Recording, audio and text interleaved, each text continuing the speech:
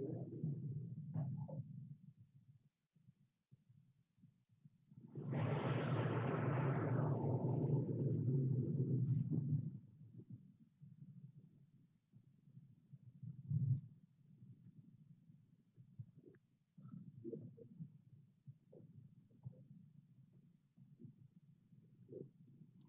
morning, good afternoon, and good evening, everyone. Thank you for joining us from across the world for this conference on European Spaces of Culture, an online conference that I am delighted to moderate. I'm Shaba Islam.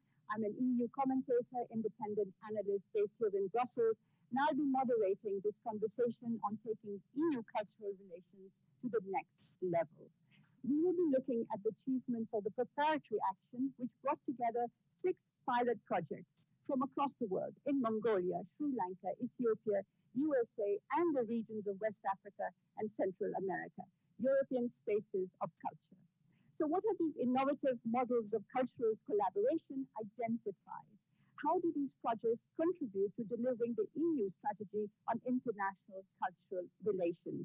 What are the innovative collaborative models that have been explored and identified?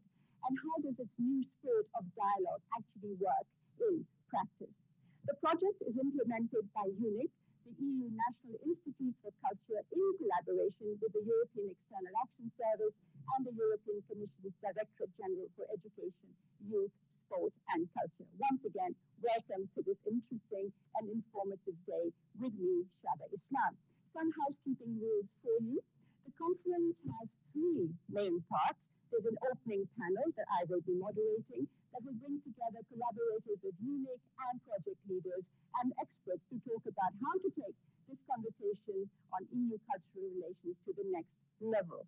There will then be a sync session that is 4 parallel sub-panels on 4 different topics, and you can choose on the spot which one of these you really want to follow. Cultural relations and sustainability will be one session. Cultural relations and digital innovation will be another. The third one is cultural relations and peace and stability. And the final one, the 4th one, is cultural relations and cultural rights and freedom of expression. The closing panel will look at the role of culture in the future of the EU's external action. The opening and closing panel will have interpretation in French. To follow the program in French, you can enter stage 2. So you have joined the Confever platform, a virtual conference surrounding offering main stages, breakout stages, and various showrooms. So please use the opportunity offered by this format to have your own one-on-one discussions and to talk to each other as well virtually. We are in a virtual world, but let's make the best of it, because all of you are joining from across the world for this online session, and I'm here in Brussels. For a word of welcome, it's now my pleasure and my delight to turn the screen over to Guzman Palacios. He's Director of Cultural and Scientific Relations of the Spanish Agency for International Development Cooperation and Vice President of EUNIC. So, Guzman, the screen is yours. Well, thank you very much. Good morning to all of you from Madrid. Good afternoon to those of you who are watching us from other parts of the world. Dear colleagues from around the world, dear Director General Temis Christofidou, dear Secretary General Stefano Sanino, members of European Parliament, Sabine Verheyen and Salima Jambou. On behalf of EUNIC, I'm pleased to welcome you to today's European Spaces of Culture conference. I am glad to address today a wide audience of European policymakers, European Parliament representatives, EU member state officials, EUNIC members, colleagues, academics, civil society, practitioners, and experts of international cultural relations and artists. Today marks the end of the first phase of the European Spaces of Culture, the preparatory action initiated by the European Parliament and implemented by EUNIC. The project that aims to test innovative collaboration models in cultural relations between European and local partners, organizations in countries outside the EU. At the heart of the project lies a new spirit of dialogue in which equality, mutual listening, and learning represent the core values that help build trust and understanding between peoples. This new approach to what we used to know as cultural diplomacy in the field of foreign affairs. We want to create relationships with the world through culture, that are based on principles of partnerships, trust, and equality. And this is what colleagues all around the world have done in the past 2 years. EUNIC, EU National Institutes for Culture, is the European network of organizations engaging in cultural relations. Together with our partners, we bring to life European cultural collaboration in more than 90 countries worldwide, with a network of 125 clusters, drawing on the broad, decade-long experience of our members from all EU member states and associated countries. As such, we are pleased to work together with the EU, most notably DG Education and Culture and the European External Action Service, in this crucial project for the future of European cultural relations as an important pillar of the EU's external action. We are at a crucial point in the development of the EU approach to international cultural relations. Despite more than a year of turmoil, cultural relations have not stood still. Our colleagues and partners have shown resilience, delivering projects and activities to build trust and understanding between peoples of Europe and other parts of the world. But we also need to look beyond to ensure that all partners are equipped to make sure that cultural exchange continues on the basis of equality of partnership, co-creation, and local consultation. The purpose of today is to show how the EU approach to cultural relations is implemented on the ground in practice, and then taking the policy dialogue on EU cultural relations forward. How is the strategic approach to cultural relations been implemented? What has been achieved?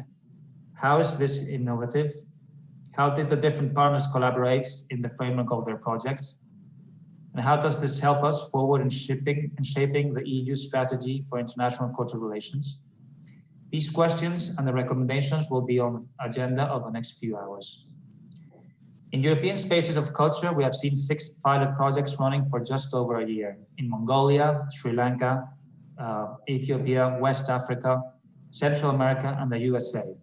After a 2-step selection round, going from 42 applications to 10 pre-selected project ideas to 6 implemented projects, we will hear more from our colleagues directly involved in the project in the first panel, with colleagues joining us in conversation from Ulaanbaatar to San Francisco. I wish to express my gratitude and utmost appreciation to the 6 project teams that have faced enormous challenges over the last year in implementing their pilot projects. With such circumstances, with the harshest of COVID measures implemented in some of the respective countries, we are amazed by the activities undertaken and results achieved. Many thanks to our partners, DG Education and Culture of the European Commission and the European External Action Service in the coordination and implementation of the project. And a special thanks goes out to the members of the European Parliament, who have set this project on the tracks and initiated a preparatory action, and who continue to guide us through the implementation. And many thanks to you for joining us in such a large number to us today. I am looking forward to today and wish you a pleasant and fruitful conference. Thank you very much, and well, let's keep tuned. Thank you very much. Thank you. Thank you very much, Guzman. You've given us a great start to this very interesting and informative day. You've talked about trust and understanding, equality, partnership, and the importance of local consultations as the EU International Relations Conference moves on. Thank you, Guzman. Let me now turn to a lady that I admire greatly, but haven't had the pleasure of meeting in the last year or so. Let me introduce Temis Christophidou, Director General for Education, Youth, Sport and Culture at the European Commission. Temis, the screen is yours. Thank you, Shada. Great to see you even online. As you say, we haven't managed to meet for a long time, even though we live in the same city. Good morning, everybody, ladies and gentlemen, dear Guzman. First of all, let me convey the greetings of Commissioner Maria Gabriel. I am really happy to be with you today to celebrate the accomplishments of European spaces of culture. You have all done an incredible job. EUNIC Global, as the leader of the project, the EUNIC clusters, the colleagues in the delegations, and the partners in the cultural sectors. And we are also grateful to the European Parliament for their relentless encouragement and support. Without all of you on board, the first phase of the European Spaces of Culture project would not have happened. The fact that we're connected here today, even virtually, shows two important things. First, you had the resilience to continue in spite of the pandemic. Second, you had the flexibility to adapt to new circumstances. The results prove it. Your achievements are an excellent basis to build on, and they carry an even bigger weight considering the extremely difficult situation culture has been put in with the pandemic. The 6 pilot projects, which got support through funding, knowledge sharing, and communication in this first phase, have brought valuable insights. Your engagement inspired countless numbers of people across the world. You did not hesitate to experiment with a new way of working, and you paved the way for our future projects. From Sri Lanka to California, from Central America to Ethiopia, and from West Africa to Mongolia, you built connections and shared ideas. You looked at topics like the human side of technology, creativity and innovation, migration, social inclusion, peace building, gender equality, art and ecology. These tie in very well with the European Union's goals in the new European Agenda for Culture, and more broadly, the Green Deal and the new European Bauhaus. So we're looking forward to the policy recommendations inspired by the experience of European spaces of culture. They will nourish our reflection on how to imagine future models of cooperation in international cultural relations. They will help us identify success factors and also obstacles to avoid. They will bring practical experience into our policymaking. And I'm very glad that today is not the end, but just a sort of check-in point for this project. It is great that the second phase of European Spaces is already happening, and the third one is in preparation. We need to continue exploring how to meaningfully and respectfully engage in international cultural relations with the rest Recording in progress. This is a responsibility as well as an opportunity for the European Union. We have to show in practice the values we stand for: cooperation among equals, respect for human rights, solidarity, protection and promotion Recording of stopped. diversity. In short, there is still work ahead of us all. And if there is one aspiration we all share, I hope it is this one. Let the European spaces and the lessons we draw from them help us make cultural relations count in a post-crisis global society. This goal is not just borrowed from the title of a very to-the-point EUNIC report from last year. It is also what we actually need to do for the future, together. Thank you for your attention. Thank you so much, Temis. You've actually pointed to some very important values of resilience, flexibility, and excellent basis to build on as we go into the next phase, as you were saying, and make cultural relations an essential part of the post-pandemic external relations, if you like. So these are very important, and the need to build connections, which I think these projects, these pilot projects have really done really marvelously, and also bringing everything online, so the resilience and the connections that come across. So thank you very much also for this very inspiring beginning. Hope to see you soon. Let me now introduce a video by Sabine Verheyen. She's a member of European Parliament and chair of the Committee on Culture. Let's have the video now, please. Dear ladies and gentlemen, dear friends from EUNIC, dear participants, unfortunately, I could not join the event live today, but I'm honored to be able to send my greetings this way, one of the few perks of the pandemic. This conference is all about European spaces of culture. Culture is omnipresent. It is in every aspect of our lives. It is unique in every country.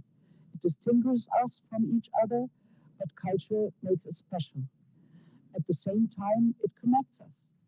Culture builds bridges between completely different societies. The European Union is the perfect example for the uniting power of culture. Cultural exchange and dialogue helped building trust and understanding between people.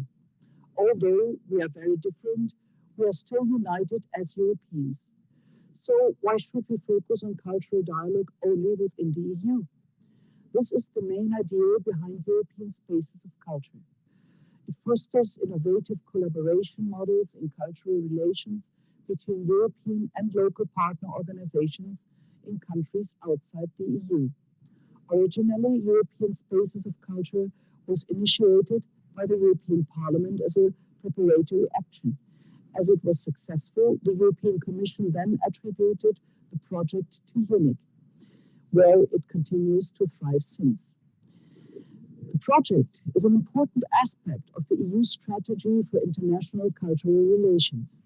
In 2016, the European Commission and the External Action Service presented the joint communication towards an EU strategy for international cultural relations, focusing on advancing cultural cooperation with partner countries. The strategy sees supporting culture as an engine of sustainable social and economic development. It wants to promote culture and intercultural dialogue for peaceful intercommunity relations. Culture is a source of inclusive growth and job creation, and the global trade in creative products has continued to expand in recent years, despite economic uncertainty. Intercultural dialogue can build and promote understanding within and between societies. It helps to demonstrate the value of cultural diversity and human rights. I truly believe that intercultural dialogue will make it easier to communicate values in other countries. Change will be more successful when it comes from the people and not the government. Therefore, partnerships on eye level are more effective. We need dialogues, not lectures. European Spaces of Culture can further European plans for external relations. In our globalized world, external relations will become more and more important. I strongly believe that cultural dialogue will be a big part of our European external policy. Now I wish you a successful event and fruitful exchange. Thank you. Thank you very much indeed, Sabine, also for pointing out that culture is, as you said, omnipresent. We're all unique but connected, and the importance of dialogue, not lectures. Thank you very much indeed for that.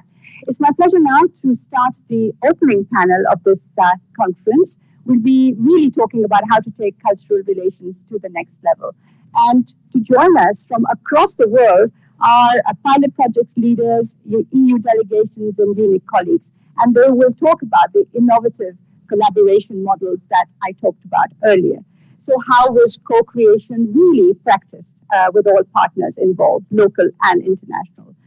Did the pilot projects make a difference in their local context? And also we will have policy recommendations coming across as well. So I'm delighted to introduce to you the panelists in this first discussion. From Sri Lanka, we have Natasha Ginwala. She's Artistic Director of Colombo Scope, and we'll be showing you a video soon on that. We also have Edina Bartalova. She's the Political Attaché at the EU Delegation to Mongolia, who's joining us as well. Welcome, Edina. Alexandra Tor, she's the Political and Press Officer at the EU Delegation to Ethiopia, who will be joining us as well. Yemisi Mokulu, she's Hatch Africa and a jury member of the European Spaces of Culture. And last but not least, Julia Sackler, independent expert and author of policy recommendations that we will be putting forward to you. So first we're going to go actually to Sri Lanka, to Colombo Scope, a project that has been described as a dialogue space for peaceful coexistence, and it's linked to a festival as well. It's about change in a diverse society. It's about community involvement and intercultural dialogue, all the issues that were raised by our opening speakers. And we're looking at peaceful inter-community relations in Sri Lanka. So a lot of ambitions, a lot of important goals. So let's have a look at the video on Colombo Scope.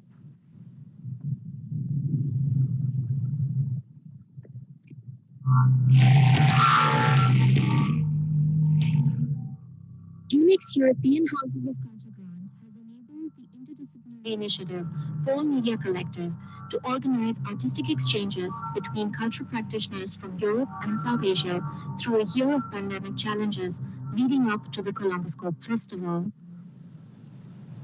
Key activities have included holding a series of professionalization workshops for artists on fair policy, exhibition logistics, spatial design, and publishing, on politics of listening, testimony building, post-war justice, led by artist and researcher Lawrence Abu Hamdan.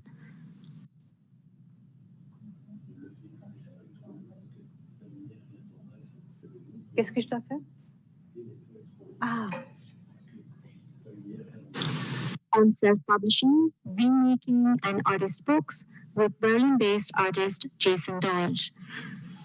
And most recently, on spoken word and multilingual poetry for creatives in lockdown by UK-based Zimbabwean poet and educator Belinda Shalvi.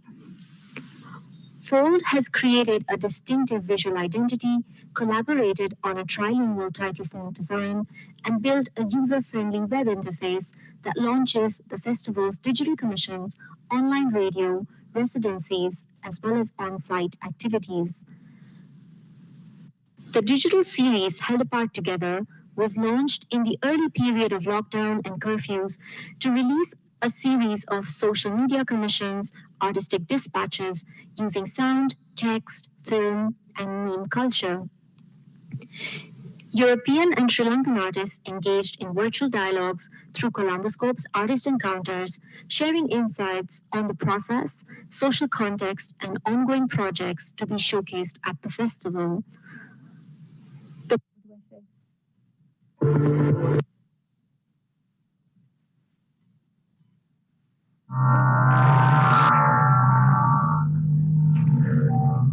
EUNIC's European Houses of Culture grant has enabled the interdisciplinary initiative Fall Media Collective to organize artistic exchanges between cultural practitioners from Europe and South Asia through a year. Please bear with us. We'll get back to you. And excuse me, Martin Brackbauer, I forgot to introduce you in the panel. My apologies for that as well. So we're going to take a little break because of the poor quality of the audio. Thank you. Join you soon.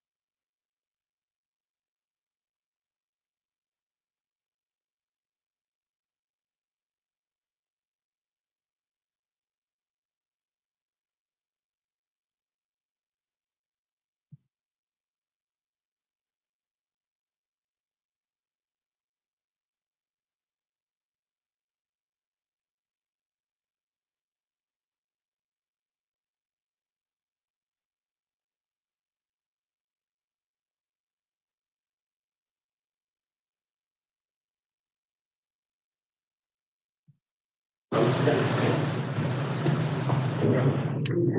everyone. Apologies, really, but we're continuing to have difficulties in the audio technology. So we're moving this conference to Zoom, and the link to the conference will be available very, very soon in the chat, in the Confiva chat.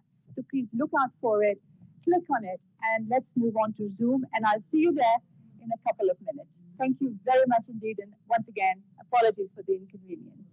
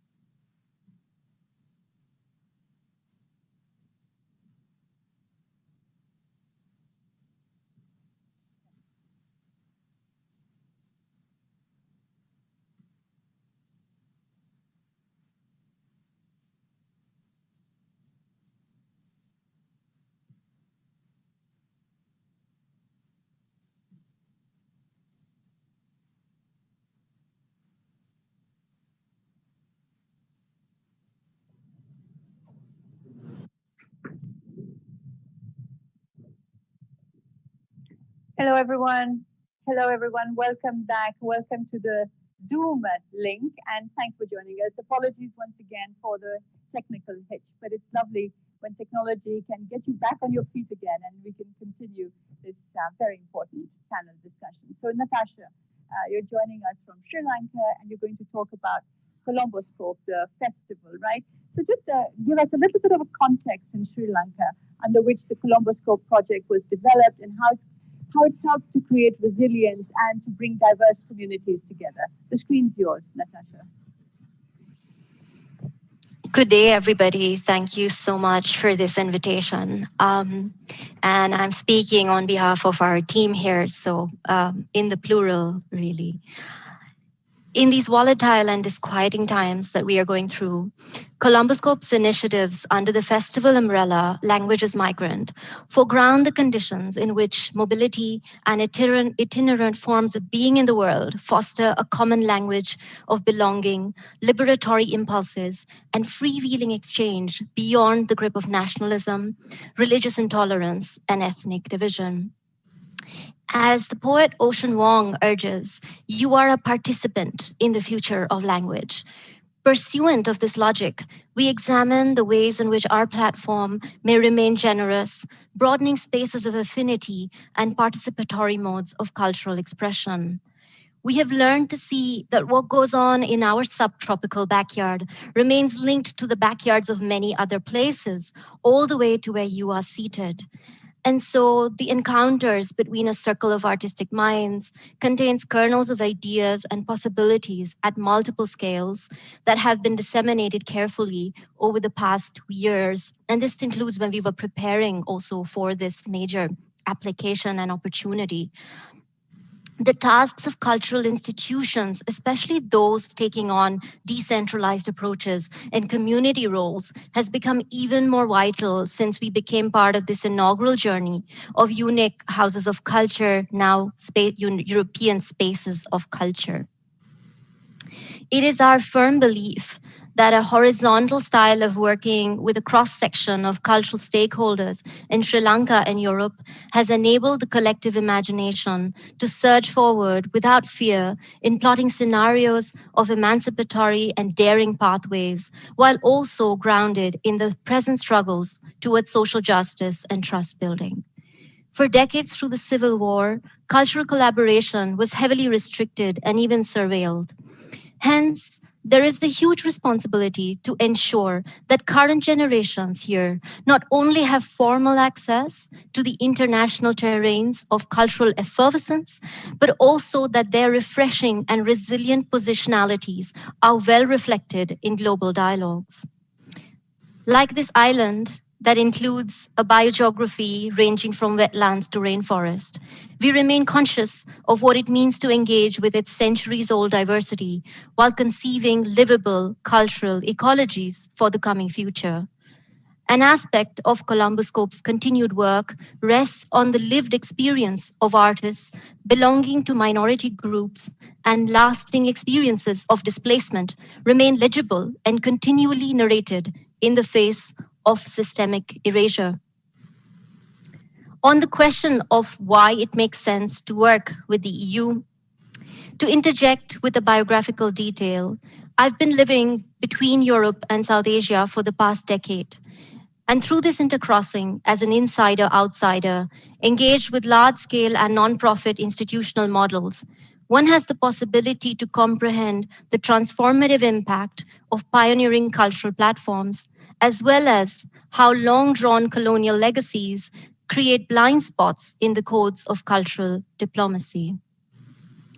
Striving for equitable and innovative alliances in cultural relations is necessary, not only from an ethical perspective, it is literally the only way for respectable coexistence among countries having the youngest population in today's world. In contexts such as Sri Lanka, a reliance on direct public funding comes at a cost of creative freedom and non-partisan views.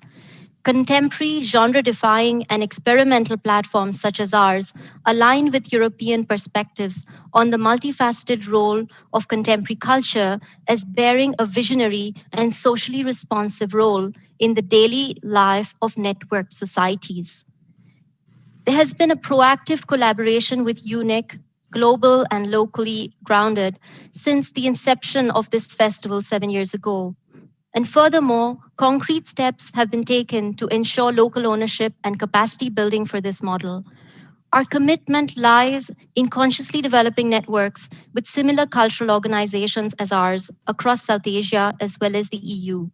We have been keenly working with EU-based artists, embracing diaspora perspectives, intergenerational discourses, as well as those creative actors who perform the role of pedagogues in the arts sector. You have already seen the video with some of our programming as part of this initiative. These digital and on-site programs, as well as tandem residencies we have organized, take account of the community that Columbuscope has generated and thrived together with. Yet, without following a given formula on how such models must be executed, we have diligently conceived our distinctive road. Therefore, while our model has been well documented and remains a context for future processes of mutual learning through EUNIC initiatives, we feel that the rootedness and sustenance of a platform is critical to regenerate rather than start from zero each time. Adaptation can either be nurturing or exhausting. Through insights drawn from one's cultural surround and social reality, it performs as a strength rather than a strain. Long-term strategic support should remain a goal, as in this part of the world, one arts platform, in fact, performs as a whole network through which various local hosts and cultural groups remain vibrantly interconnected. In conclusion, I would add, it is plain to see that social alienation feeds tyranny. Amidst rising authoritarian forces across parts of Europe and in South Asia, it is through fostering creative interdependence, building common aspirations, and genuine relatedness between people that inclusive cultural leadership can flourish. Thank you. Thank you very much indeed, Natasha. So talking about Sri Lanka coming out of a devastating civil war, using Colomboscope and culture to fight nationalism and discrimination and bringing communities together in a common language of solidarity and collaboration. Thank you very much indeed, Natasha, for that. Let's move now to Ethiopia, where the Tibebe Adababe project opened up community-led open space for public participation. And we're going to talk now to Alexandra Tor, who is the Political Press and Information Officer at the EU delegation in Ethiopia, about this project. So, Alexandra, where are you? There, I see you. Brilliant. So tell us a little bit about the starting point of this project. Art is not a luxury, but a necessity. How did you go about it, and what are you trying to convey? What is the message, and what is the practicality of this project? Thank you very much. Can you hear me well? Yes. Perfect. Greetings from Addis Ababa.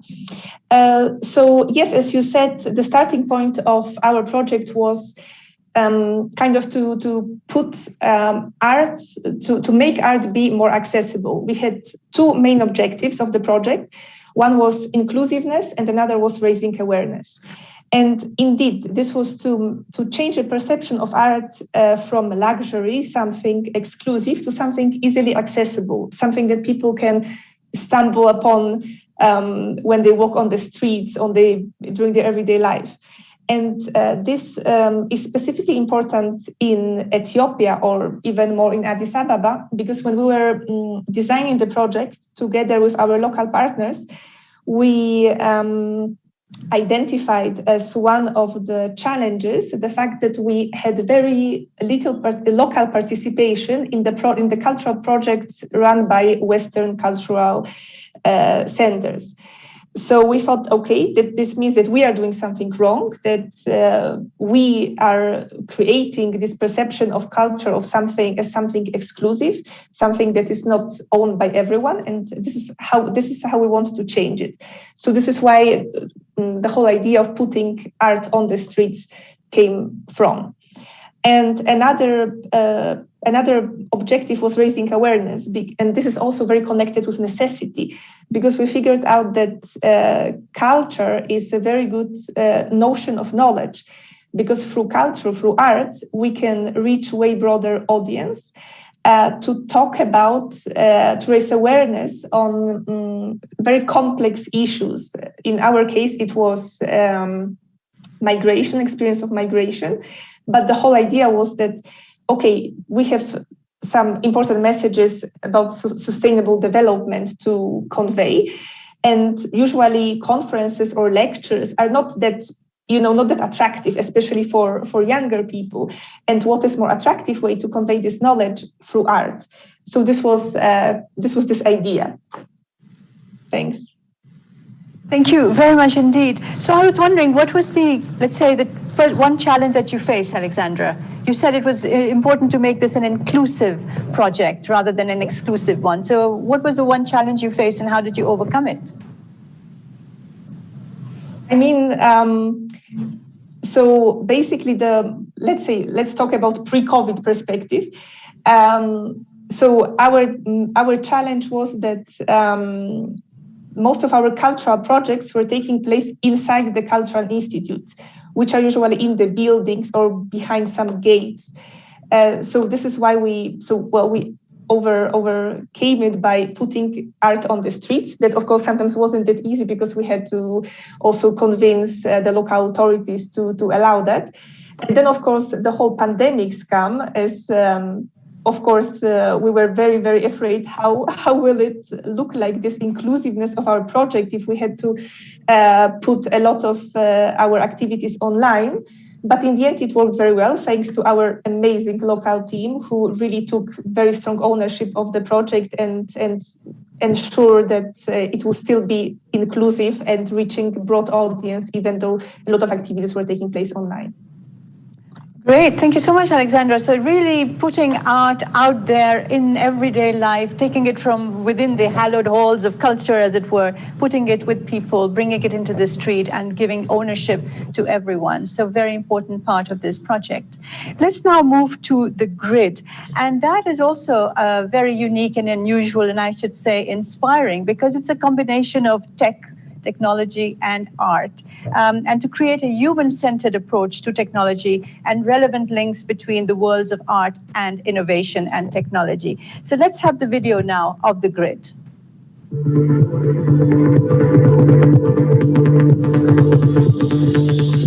Working here in Silicon Valley, the grid focuses on the intersection of art and tech. We want to bridge those two worlds. And as many of you might be able to attest to firsthand, artists and technologists, they don't always share the same reality or even language or, let's say, same understanding of the world. But we see boundless potential in bringing these two groups together to create and to innovate alongside each other and to redefine what it means to be human in this day and age. The real value of bringing us together as a cohort is something that I'm really looking forward to through this initiative. I have a lot of respect for everyone at the table here, for the work of Gray Area, for UTech, for Codame's work, and I think this is a really unique opportunity, to use the acronym, to bring us together and to do something that is distinct from what we are all doing individually.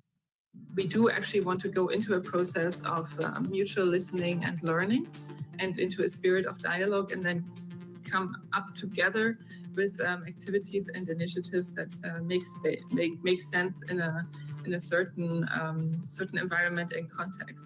And I think this is why we can have projects like the Grid. This kind of conference and this event, well, it opens our eyes to what's possible, but also what our challenges are, what our opportunities are, where we're going, how we'll get there.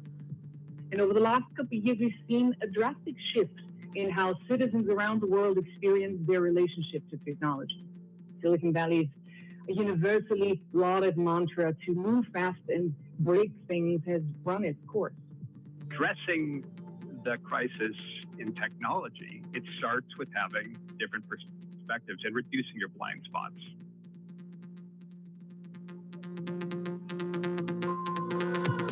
Innovation, however, needs collaboration, and the ability to identify such collaborations, to let them grow, to let them bloom, is essential. And this is what the Grid does. It creates a space for this conversation. It brings together the worlds of art, policy, and technology, and it brings, frankly, together people who normally would have never met each other under any other setting.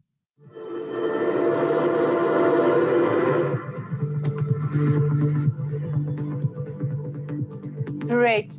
So, Martin Rachbauer, Tech Ambassador, Open Austria, you're going to talk to us a little bit about the Grid. And apologies again for getting your name on the panel, but I'll make up for it now. So tell us a little bit about the Grid and what is this innovation? I mean, bringing together art and technology, it's pretty important, especially these days. Now we've seen how much technology is around us and how much we use it on a daily basis. So let's get some insights from you.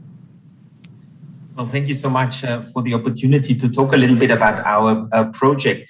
I mean, if you think of it, if you think of the people who create these technologies around the world, they're a relatively small group of people compared to the rest of society. They're often very, very smart. They're often very male, and they are usually in some ways working on very specific problems for which they need to find solutions and that need to fit to certain business models of their startups or of their big tech companies. And so we here in Silicon Valley, we decided to launch the Grid in order to bring two new groups into the equation in the development of technologies and bring artists to the table, because artists have a very different perspective. They ask different questions when it comes to technologies. And of course, policymakers at the moment on both sides of the Atlantic and around the world, in the Commission, in Brussels, in the European Parliament, but also here in DC and even in California, there is now a frenzy of regulations that are going to shape the future course of technological development. And so we wanted to bring all these different groups together, as the EU ambassador has so aptly said. They don't usually talk to each other, but we believe that artists should have a seat at the table in these tectonic shifts that are happening at the moment. And I think at the same time, we also bring here to Silicon Valley, where so many of these groundbreaking technologies like artificial intelligence have their origins. We bring to the table here a very European perspective and empower our local partners, our local artists here in Silicon Valley that very often are not so much on the winning side when it comes to this success story of technology. Local arts organizations have often been marginalized. And we also wanted to address this issue by bringing our initiative and also our European connections here to Silicon Valley, empower our local partners and bring European policymakers, European innovation and European creativity to Silicon Valley. Okay, so as you said, it's normally a very small group of very male people. Artists are not really at the table. European, let's say, influence and role in all that's happening is important, but perhaps not really in linkages with the community you're talking about. So how's it been going? Has it been successful? Have there been pushbacks? Have you moved forward as you had anticipated, Martin? Well, it's been a huge adventure. The grid was launched in reality a little bit over a year ago. And one of the toughest things was, how do we get all these very, very different groups that all live in their silos together? How do we get technologies interested? How do we get tech companies interested? And I think in that respect, it was a huge success. Tech companies opened up their R&D labs, brought in writers, brought in artists, and also were willing to partner with us and to partner with local arts organizations. And that despite of a global pandemics, which we all experienced, of course, around the world, and technology played a huge factor in mitigating against some of the problems of the pandemic. And we were able to organize a virtual festival last year in September, Exposure, we called it, and where we brought really policymakers, artists, and technologists from Europe and Silicon Valley and other parts of the world together in a series of performances, discussions. And it was really a very strong sign of resilience, but also of our vision to expose technology to the power of art, to make technology vulnerable to the art. And in that sense, I think we can say the grid has taken off and has been a success story. And we're really looking forward where this journey will bring us in the coming months and years. Thank you, Martin, and good luck. So we've talked about culture, peace and stability, culture fighting nationalism. We've talked about culture explaining complex topics like migration. Now we're going to talk about culture and climate, which is, of course, a big priority for the European Union, but also across the world. The European Union has its Green Deal, and climate diplomacy is now a major part of our operations and our policies across the world. So we're going to talk about climate change and culture. And for that, we're going to go to Mongolia, and we're going to talk about the Nogun Buetar Eco Art Festival. So could we have the video, please, now? Thank you.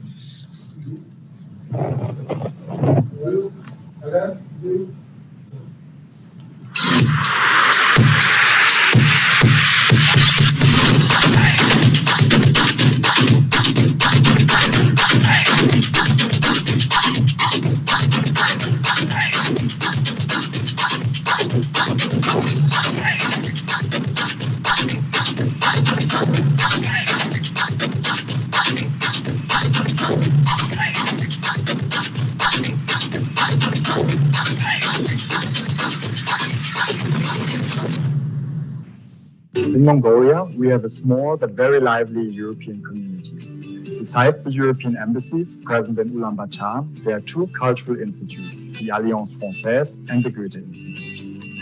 The EUNIC call for project ideas, called European Spaces of Culture, required the participation of 3 European partners, the EU delegation and Mongolian organizations. For us in Ulaanbaatar, this EUNIC call was a great chance to intensify and strengthen European cultural cooperation and the already existing collaboration with our Mongolian partners. Ногоон орч цэцэрлэгт хүрээлэн үүсгэн байгууллага 9 дэх жилийн ажиллаж байна. Манай энэ газар 2012 оноос хойшоо энэ хогийн цэг байсан газрыг цэвэрлээд тэгээд хог цэвэрсээс одоо борооны усаар тижээгдээд энэ нуур бий болсон байгаа. Энэ газараа аль болох олон уран бүтээлчдийг оролцуулж ингэж одоо энэ фестивал олон нийтийн арга хэмжээ зохион байгуулах. За энэ эколог өөрсдийнхөө одоо амьдарч байгаа орчныхоо чанарт хүмүүс анхаарах энэ дөөрөөсийн одоо олон нийтийн арга хэмжээ зохион байгуулж эхэлж байгаад бол би хувьдаа маш их баяртай байгаа. Улаанбаатар эко-арт фестивалийн гол санаа нь бол одоо улгаар төвсг улгаар дамжуулж олон нийтэд эрэг хандлагыг түгээх мөн одоо орчны бохирдолтой агаарын бохирдол нашны бохирдлыг бас бууруулах тэгээд одоо гэр хорооллын орчныг одоо сайжруулж төрсгөлийн бүтээлүүдээр одоо чимэглэх ийм зорилго надад маш их таалагдав. Би энэ фестивалд оролцох гэсэн хүсэлтэй өгсөн. Тэгээд энэ фестивалд оролцож байгаа миний бүтээл нь одоо керамик жижиг баримлууд энэ бол тагтаа шууд байгаа. Тагтаа шууд бол тагтаа нь бол маш ихний одоо Burada 5,000 жилийн өмнөөс одоо цэвэр ариуны бэлтгэл гэж одоо үзэж ирсэн юм шоу юм байна. За энэ өвдөж байгаа хотын хувьд бол хүмүүс донд хот төлөвлөлт хүнтэй экологийн болон байгаль ногоон одоо байгууламж бүтээх одоо зорилго голлыг мартчихсан байдаг тийм учраас энэ гол гэдэг энэ гол оруулах зорилго тавих зорилт тавих энэхүү санаан дээр одоо дөрвөлөөд модны хэлбэртэй саксны шийд хийж байгаа маа. Тэгээд шийднийх нь хондоо сэтгний оронд салхин жингэндэг хонхнууд байрлах юм. Үүгээрээ болохоор одоо цаг үе одоо үгийн байдал нөхцөл байдлыг сануулах гэсэн өдрөөлөх гэсэн тийм утгатай. Ногоонбаатар хэмээх энэхүү олон улсын эко-арт фестивал Улаанбаатарын арт ирэх болон залуучууд ирээдүйн талаар одоо цаг үеийн талаар байгаль экологийн нөхцөл байдал болон ирээдүйн хөгжлийн талаар эрэг чиг хандлагыг өгч байгаа гэж хэлдэг байна. Great. It's really inspiring to see so much creativity across the world. I have to say it's very moving for me sitting here in Brussels to be connected with projects and people everywhere, bringing such new ideas and making linkages that one doesn't always automatically make in our very, very siloed world, if I may say so. Thank you very much indeed. To talk about this Noguen-Batar project, art project, Edina Bartalova is here from the EU delegation to Mongolia. I was saying, Edina, tell us a little bit about what brought the European Union into this multi-stakeholder project. What is it in it that has attracted you and inspires you? Thank you for the invitation. Very happy to be here, and greetings to all the colleagues who work on this very impressive project. Let me just start stating that we are very new. The EU is very new to Mongolia because we only established a delegation here in 2018, but we are catching up very, very quickly to an increasing number of projects. And to these projects, we want to support causes that have an impact on the pressing issues the contemporary Mongolian society is facing. And air pollution is one of these pressing issues, especially in the Ger districts of Ulaanbaatar and other cities. So in addition to the projects the EU and the member states already provide funding to, we wanted to engage with the local population on a bit of a different level. And the Noguen-Batar project is a very creative initiative to call attention to the effects of air pollution and share best practices on a more sustainable lifestyle. And to that, there is a very simple method just use the common language of visual art. So I'm very glad that the audience who's following today this conference got a glimpse of how the project proved that the Ger district, which is usually covered in the darkness of smoke, can be approached from a different perspective rather than a stigma. So the project turned the district into a lively, creative, beautiful space, at the same time calling attention to the pressing issue of air pollution. And through this project, we wanted to show that Team Europe spirit can very well support cultural activities. As it was mentioned in the video, it was thanks to 3 EU member states and their cultural institutions, as well as local institutions, local arts institutions, who found very new, very creative ways, even amid the pandemic, to make the project inclusive and connect communities and artists across continents. And Edina, how do you see the future of your collaboration on this project? Is it something that's going to keep being part of your portfolio, part of your priorities going ahead, going forward? I do hope so. Well, the project is just getting started because it will be there as a permanent exhibition. And what is very good that the local population living in these areas was included in the preparation of the art installations from the very beginning. So I really do hope that that this project can stay here in Mongolia and perhaps even move to another cities which also suffer from severe air pollution, which is a very serious health hazard. Thank you very much. I mean, so far we've looked at how the pandemic has actually, if I may say so, sparked innovation and creativity, the flexibility that Temis was talking about among all of the projects. So many have gone online or found innovative hybrid ways of proceeding, which is fantastic. So let's move on now. There are 2 other projects that we're going to showcase, European Spaces of Culture projects, and they are a cross-border space for professionalization and production. So we're going to talk about Triangulo Teatro in Central America, and then Urban Cult Lab Africa in West Africa. So let's see the video now from Triangulo Teatro. Thank you.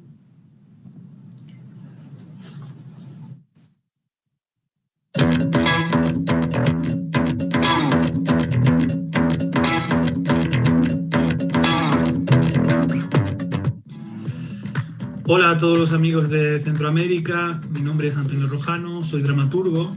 Yo estoy hablando desde Madrid, desde España, con motivo de que una de mis obras, La ciudad oscura, ha sido seleccionada dentro de la iniciativa Triángulo Teatro. Estoy muy contento de que un texto mío pues, haya cruzado el océano y que forme parte de esta iniciativa, que podréis ver pronto, y pues muy contento porque el Teatro Memorias y también su director Tito Ochoa han seleccionado mi obra y que estén trabajando con ella en una versión que no solamente hable, como digo, a los españoles, sino que también hable a los vecinos de Honduras, porque es un texto que habla de la memoria, es un texto que habla de la identidad y es un texto que habla pues, bueno, de un peligro muy constante que tenemos ahora mismo, que es el auge de los nuevos fascismos.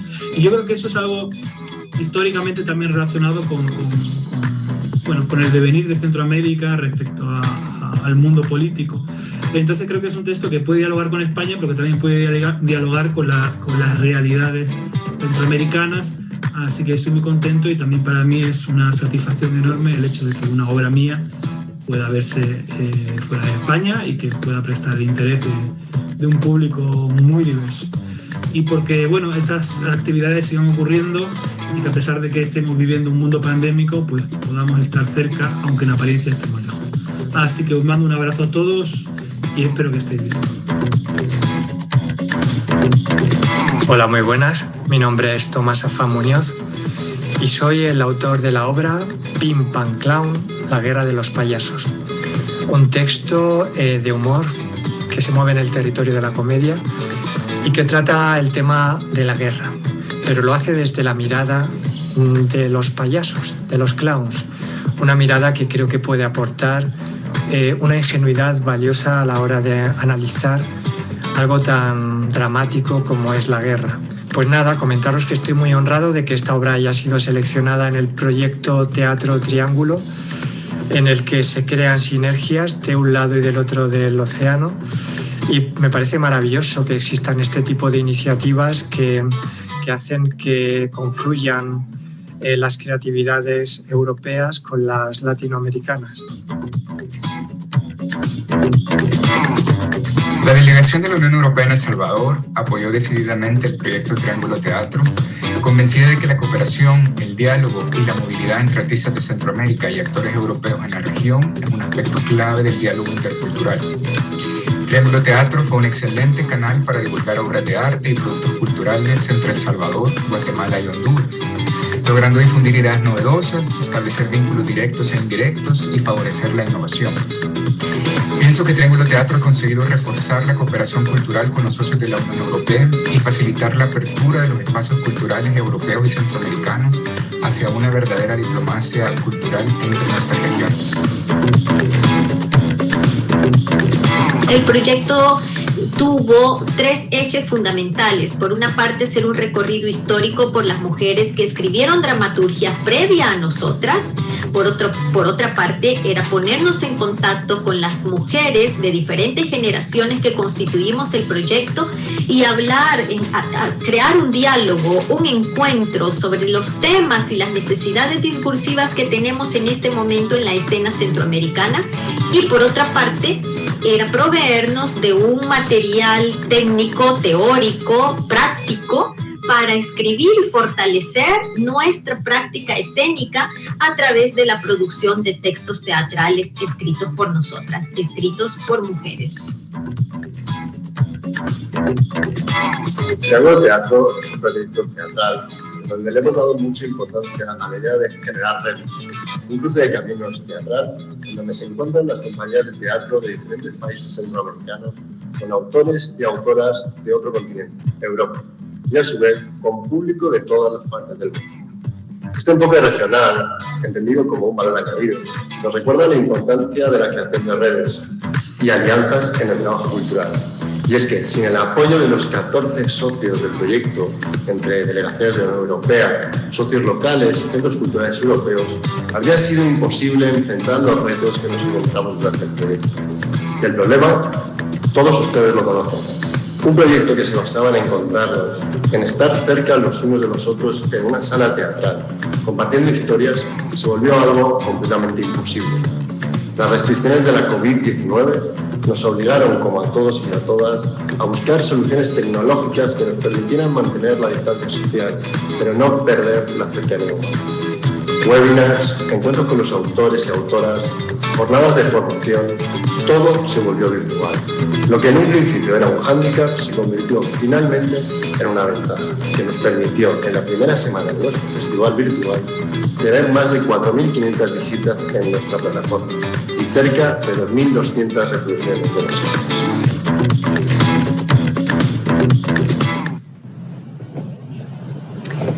Let's watch the video now on Urban Cult Lab Africa.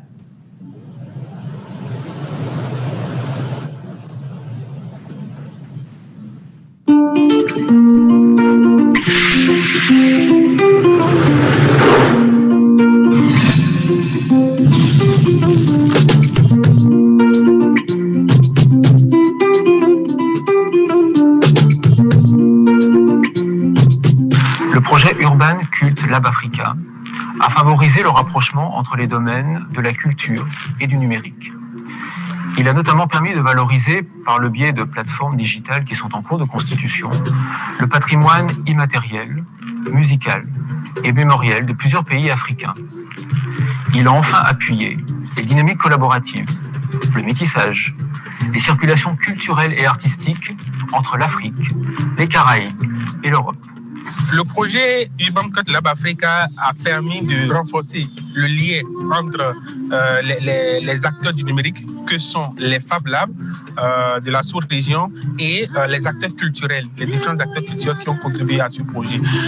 Donc concrètement, il a été question en fait d'utiliser les technologies, les machines, les outils en fait de fabrication numérique que nous avons dans nos espaces respectifs pour pouvoir promouvoir la culture urbaine. Ce projet EUNIC a a produit deux grands résultats pour nous. D'abord, il nous a permis de rencontrer un grand nombre d'opérateurs béninois actifs dans les secteurs du numérique, de la culture, de l'art, qui sont des domaines d'intervention privilégiés pour la coopération de Wallonie-Bruxelles et qui sont également des domaines d'intervention professionnelle très importants pour Wallonie-Bruxelles en Belgique, puisque nous avons vocation à appuyer l'entrepreneuriat culturel et les entreprises culturelles. Et une autre ligne de force a été évidemment le partenariat avec les pays de l'Union européenne, en particulier ici les Pays-Bas et la France, représentés par l'Institut français, parce que d'une manière générale, dans notre coopération, de plus en plus, nous cherchons à créer des synergies avec les opérateurs autres pour mutualiser nos moyens et produire davantage d'impact au profit de nos bénéficiaires. Le projet Urban Cult nous a permis de renforcer les capacités de 120 jeunes de nos lycées et collèges sur les généralités sur Covid-19, les gestes barrières et les techniques de communication aussi bien auprès de leurs pairs que des membres de leur communauté. En retour, ils ont eu à faire 3000 bénéficiaires à travers 150 sensibilisations au niveau communautaire et 120 sensibilisations au niveau scolaire pour plus de 30 000 bénéficiaires. Il faut bien entendu ajouter que ces élèves ont également animé 234 émissions radiophoniques en français et en langue locale. Avec le projet Urban Côte Africa, vous avez désormais la possibilité d'avoir accès à une base de données sur le plan international et vous avez accès à des sonorités, des instruments traditionnels du Bénin et d'Afrique. Et avec ça, vous pouvez faire toute la musique que vous voulez. Nous avons commencé déjà à travailler sur une carte interactive pour permettre aux gens de pouvoir mieux comprendre ce qui s'est passé et de le mettre en version numérique. Donc, avec une carte interactive, on va mettre Castel, la porte, la maison des esclaves, la porte sans retour et autres. Nous travaillons avec des universitaires, des chercheurs et des archivistes.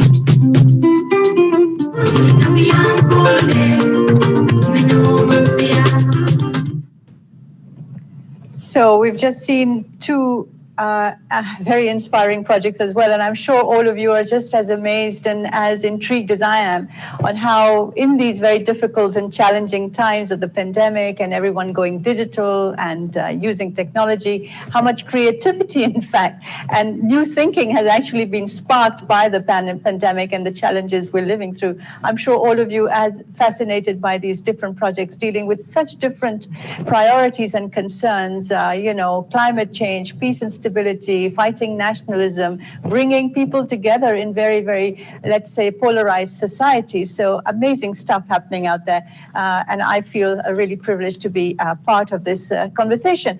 Let me turn now to Yemisi Mokulu. Yemisi, you're from Hatch Africa, and you were a jury member of the European Spaces of Culture. So you had I must say, the pleasure really of going through a number of projects and then selecting a few that you thought really deserved a mention and to be brought to public attention globally. So tell us a little bit about how is it now, this triangular cooperation, if you like, that's developed between the European Union, EUNIC, and institutes of culture, and local collaborators and local consultants and local cultural organizations. What special thing does this element does this bring into, let's say, the creation of culture and cultural relations?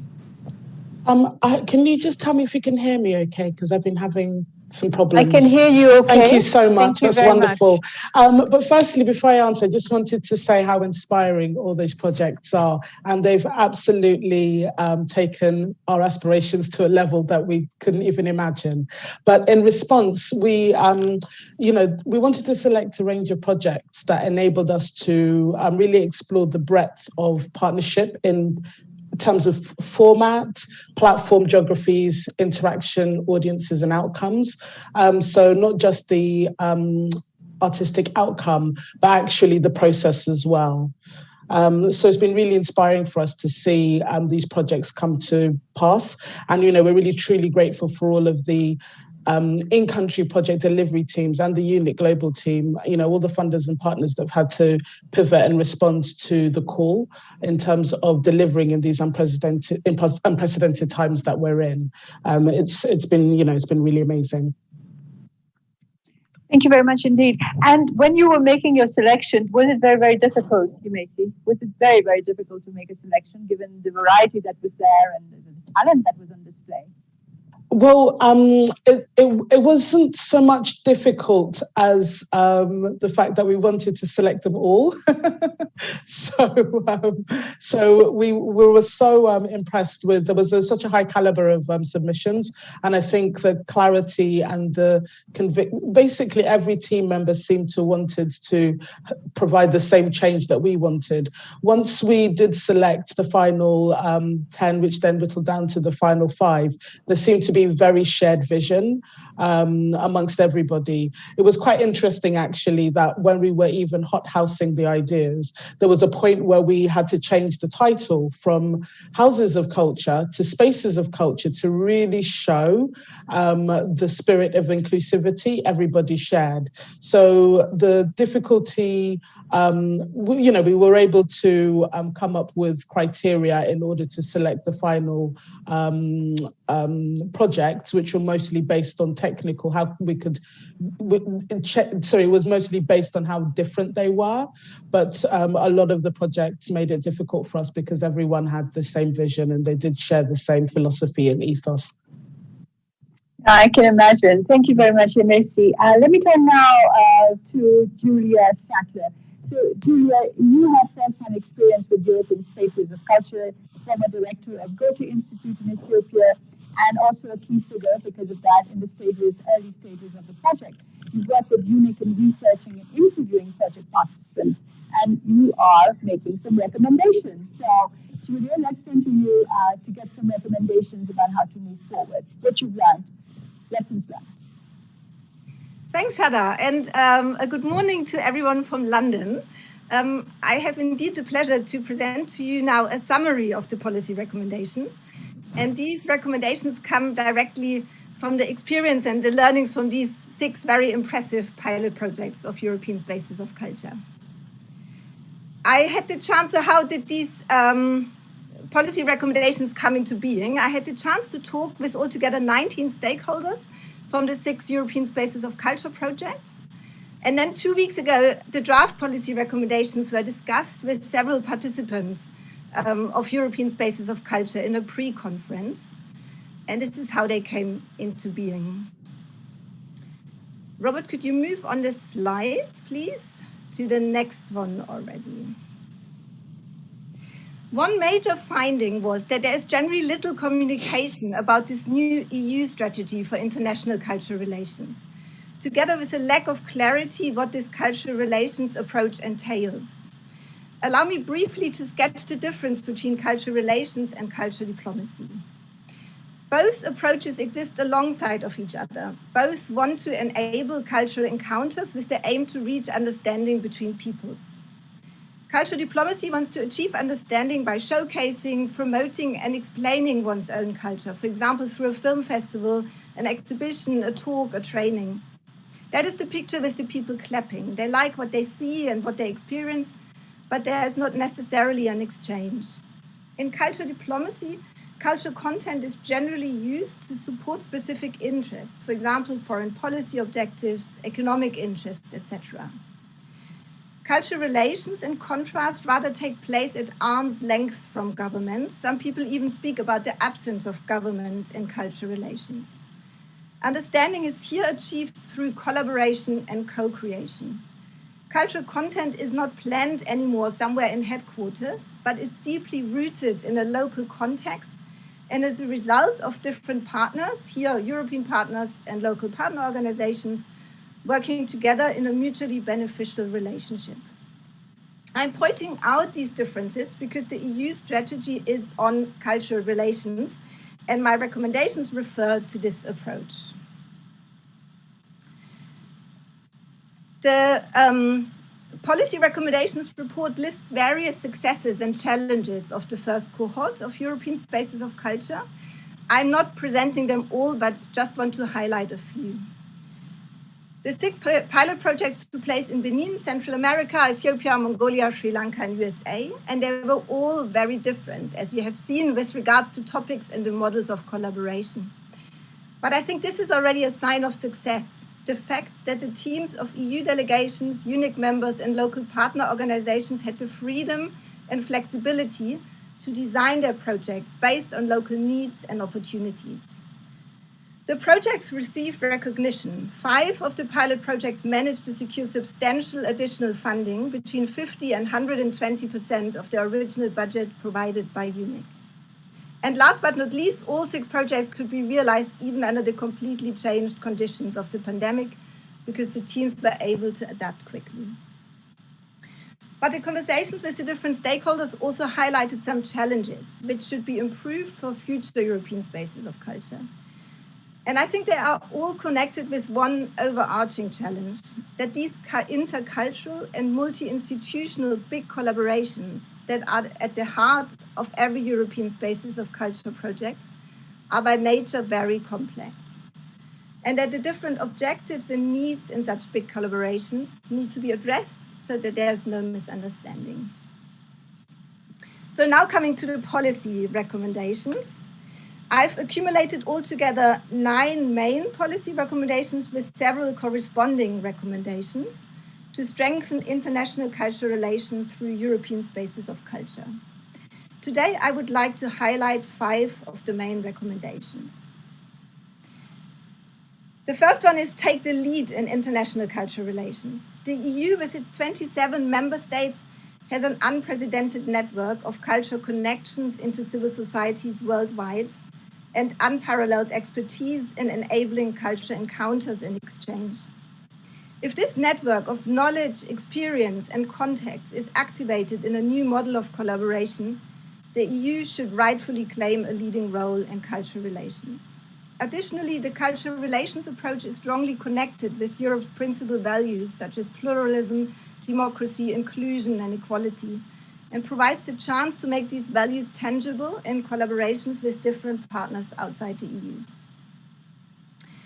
Second recommendation, every collaborating partner, including local partner organizations, should be aware of the difference between cultural relations and cultural diplomacy and able to commit to the cultural relations approach. Third one, the current setup of European Spaces of Culture is brilliant to find the right projects and to support the initial phase. However, European Spaces of Culture stops at the wrong moment. All 6 pilot projects are currently in a phase of growth. They attract further partners and audiences. A second project phase with flexible funding schemes for successful and promising projects should therefore be added to engage with these growing networks.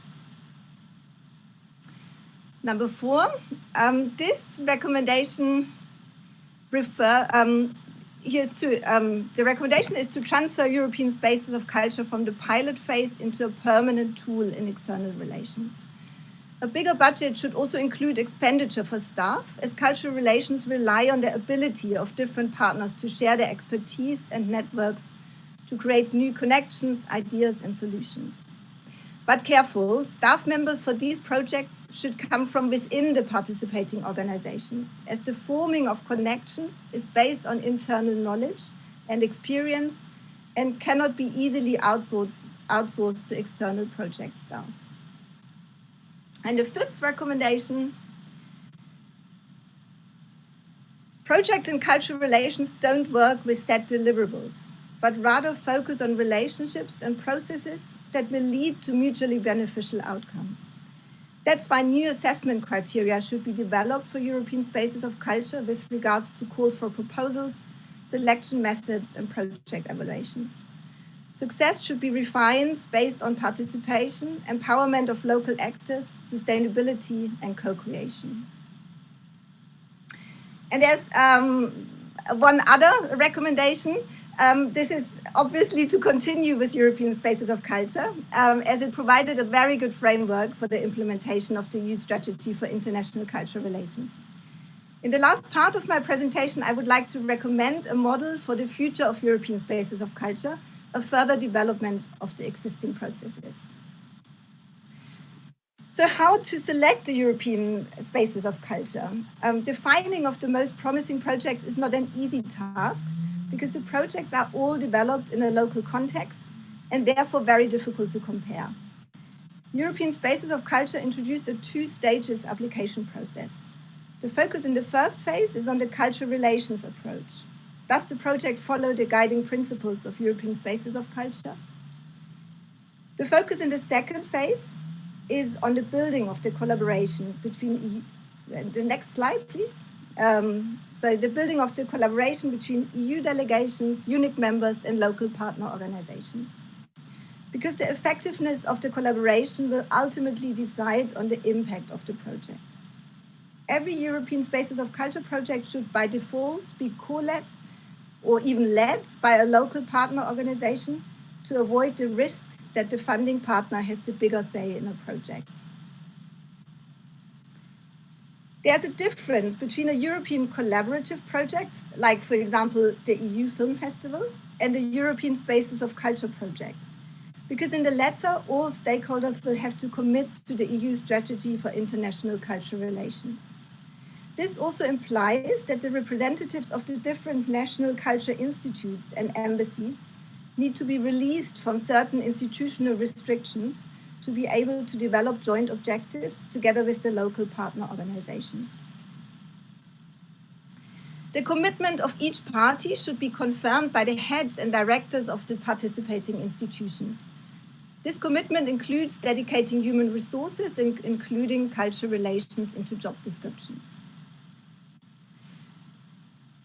These large collaborations between EU delegations, EUNIC members, and local partner organizations have their challenges, but they also bring countless opportunities if these different strengths, expertise, and networks are combined. These are the qualities that the various stakeholders considered most valuable in their partners. The local partner organizations guarantee the relevance of the project, monitor local needs, and reach out to local audiences. The EUNIC members bring in their expertise, know-how, and access to a worldwide network of creatives. They guarantee the exchange and collaboration with European actors and bring additional perspectives to the project. The EU delegations contribute their connections to relevant policy and decision makers and communicate messages across policy areas. They guarantee the recognition of the project in the host country. So this was a brief overview of the policy recommendations, and I'm looking forward to the further discussions today. Thank you. Thank you so much, Julia, for those recommendations and also for providing a model for European Spaces of Culture as we go forward. You talked about the EU's leading role in international cultural relations, and that's the topic of our closing panel discussion as well. But I just wanted to pick up on that. How do you actually see that working? How does the EU take the lead in international cultural relations? Just very briefly. One quick idea. So how the EU takes the lead? As I mentioned, I think there is already this amazing network, and European Spaces of Culture plugs into that. And just continue with it, extending it, and advocating for it. So speaking more about it. That starts already in the headquarters, so that EAS, DG EAC, also the EUNIC members' headquarters, that everybody is aware of this approach, because it is really something new, I believe, in external relations, and can make a point or give a sign how the EU works, make it tangible, this collaborative approach, finding solutions together. And I think it's something that you can be proud of and really make it bigger and show it more. Thank you very much indeed. Thank you very much to all our panelists, to Natasha, Martin, Alexandra, Edina, Eunice, and you, Julia, as well, for being patient with us as we went through some technology difficulties, but then for giving us really insights into your work and your amazing collaboration and participation in these projects we've seen. So we're coming to the end of this morning session, a bit troublesome with the technology, but I think we did really well in getting everything across as we intended to.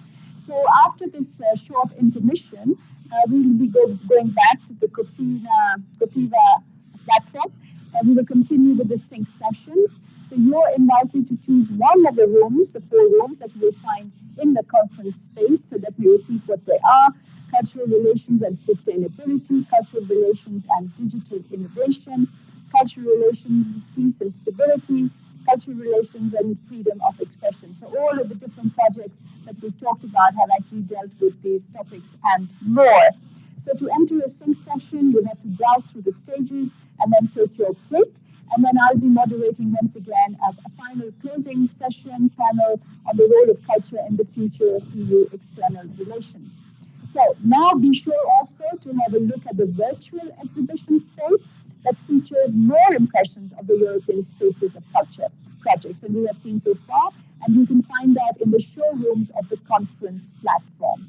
And last but not least, take a short break and enjoy this short impression of the Tibet-Be Adababe project in Ethiopia. We'll be showing the video here.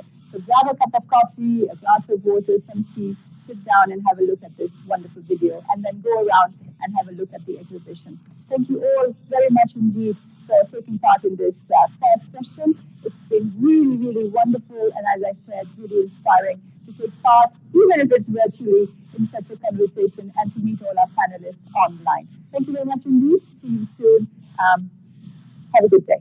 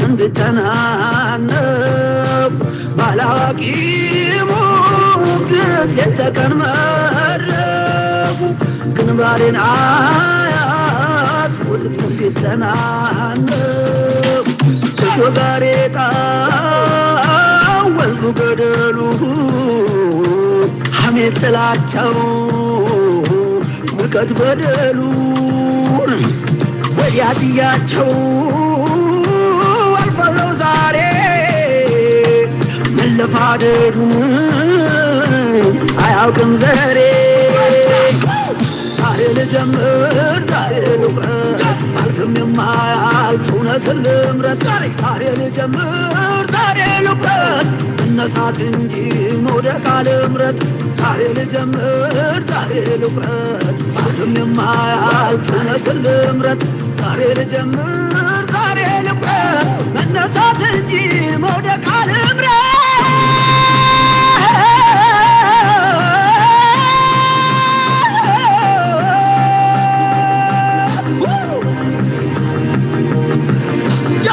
ልቤ ቢሰብሩ በርታት ተጠገን ጽናት እንደርብ ብርቱን ተገን በጥልቅናው ጋር እኔው ከኔ ጋር ለነገ ፍሬ ዛሬንነት ጋር ያልፋል ይከስመው የችግር ሰደድ በኑ ይጠፋል ስለ ሰው መንደድ ከግርግሩ ከማሰብ ለራስ ክንቦና ከለል ሰዎች ራስ ማስተዋል ራስ መቃኘት ራስን መግረፍ ራስ ለማግኘት ራስን መግረፍ ራስ ለማግኘት ራስን መግረፍ ራስ ለማግኘት ላለየ ላለየ ላለየ ላለየ ዛሬ ጀምር ዛሬ ቡራይ መነሳት እንጂ ውደቃት ትምረት ዛሬ ጀምር ዛሬ ቡራ ብታልፍ የማያልፍ እውነትን ምረት ዛሬ ጀምር ዛሬ ቡራ መነሳት እንጂ ውደቃት ትምረት ዛሬ ጀምር ዛሬ ቡረት ብታልፍ የማያልፍ እውነትን ምረት ዛሬ ጀምር ዛሬ ቡራይ መነሳት እንጂ ውደቃት ትምረት ዛሬ ጀምር ዛሬ ቡራ ብታልፍ የማያልፍ እውነትን ምረት ዛሬ ጀምር ዛሬ ቡራ መነሳት እንጂ ውደቃት ትምረት ዛሬ ጀምር ዛሬ ቡረት ብታልፍ የማያልፍ ዛሬ ጀምር ዛሬ ቁረጥ መነሳት እንጂ ውደቃት ትምረጥ ዛሬ ጀምር ዛሬ ቁረጥ ብታልፍ የማያልፍ እውነትን ምረጥ ዛሬ ጀምር ዛሬ ቁረጥ መነሳት እንጂ ውደቃት ትምረጥ ዛሬ ጀምር ዛሬ ቁረጥ ብታልፍ የማያልፍ እውነትን ምረጥ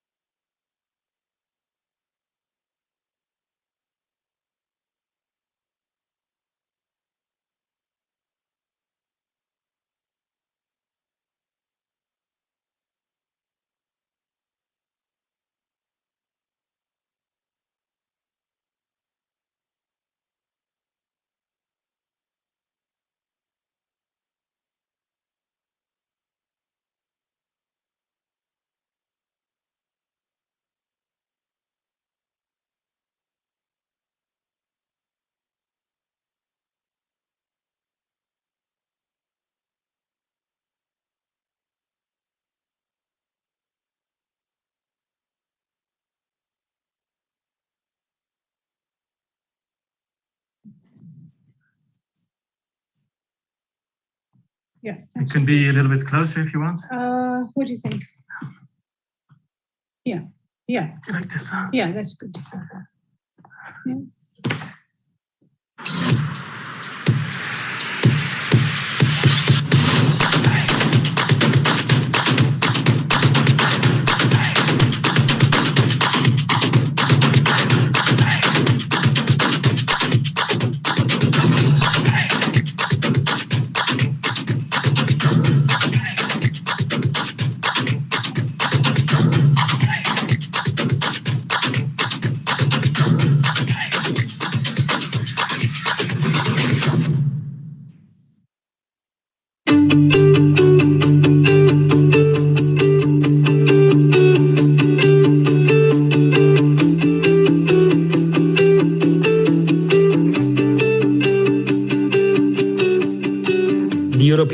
Delegation to Mongolia is very happy to participate in the Nogon-Batar project. Nogon-Batar project basically put together many partners to raise awareness about air pollution and also to change lifestyles of persons towards a less polluting mode. In Mongolia, we have a small but very lively European community. Besides the European embassies present in Ulaanbaatar, there are two cultural institutes, the Alliance Française and the Goethe Institute. The EUNIC call for project ideas, called European Spaces of Culture, required the participation of 3 European partners, the EU delegation and Mongolian organizations. For us in Ulaanbaatar, this EUNIC call was a great chance to intensify and strengthen European cultural cooperation and the already existing collaboration with our Mongolian partners. I'm very pleased that the Czech Embassy to Mongolia has become one of the 3 partners who applied for EUNIC project, and together with Alliance Française and Goethe Institute, we became successful with our application for the Nogon-Batar Street Art Festival. And that is why we are able to involve 2 renowned Czech artists. One of them is Jitka Kopejtková, the other is David Strauss, who are also well known in the street art. Cultural activities organized by Goethe Institute and Alliance Française usually take place in the center of Ulaanbaatar. But as we really wanted this Nogon-Batar Eco Art Festival to answer the needs of the capital of Mongolia, we decided to go in the Ger district. And we especially targeted a very nice and accurate place called Ulimu. I was lucky enough to start working with Nogon-Batar in 2019 before the pandemic actually started, so I could go to Ulaanbaatar and work with the team in person. And my role in the Nogon-Batar project was to help with the planning and strategy of the festival and to host workshops for idea generation of the festival formats. I was very impressed by the good spirit in the team and among all the group of people, all the artists, and the dedication to collaborate and to cooperate in order to make the project a great project.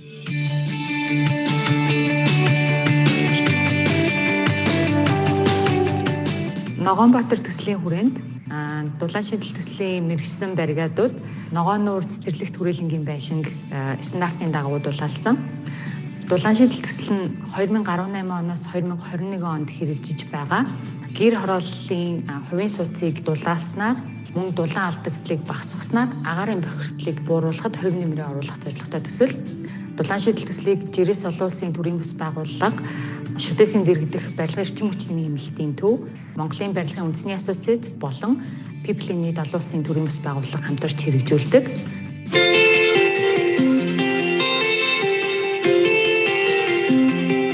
Монголын урлагийн зөвлөлийн хамт олон Nogon-Batar Eco наадмын хамтрагчаар ажиллахтаа таатай байгаа. За манай байгууллагын хувьд агаарын бохирдлын хор уршгийг хүүхд залуучуудад таниулах Nogon-Batar наадмын хүрээнд гар зургийн уралдааныг бол гэр хорооллын, захын хорооллын хүүхдүүдийн дунд бол зарласан байгаа. Ингээд энэхүү наадмын хүрээнд нийт 111 бүтээлийг бид одоогийн байдлаар бол хүлээж аваад нийт 3000 гаруй хүнд хүрсэн. 7 дүүргийн 35 хороодын айл өрхөд бол энэхүү төслөөр хурж ажилласан юм үр дүнтэй байна. За тэгээд наадам чалгарсан 20 шилдэг одоо бүтээлийг бид нэр шүүгчдийн зүгээс шалгаруулад нийт хүүхдүүдтэй шагналыг гардуулахад одоо бэлэн болсон байгаа.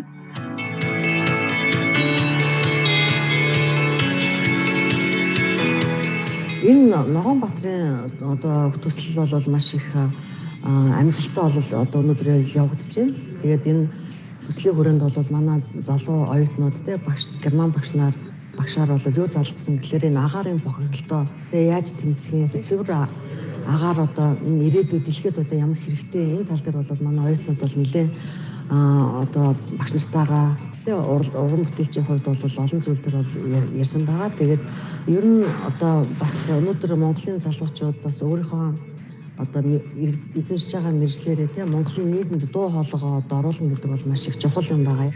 I was asked to do an illustration workshop with the students of the University of Art and also in collaboration with Monsuda Publishing. We had some input sessions where we talked about the development and the working procedure and technique. And we had several outstanding books of other illustrators.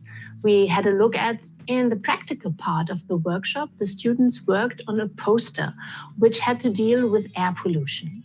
The students were supposed to create an illustration and to think about how to combine the illustration with text to make a poster out of it. So now, work is done. It was challenging to do it online, but we succeeded. We laughed, we discussed, we did illustrations, and there will be a little competition, and I'm curious who of the students will get some of the poster prizes.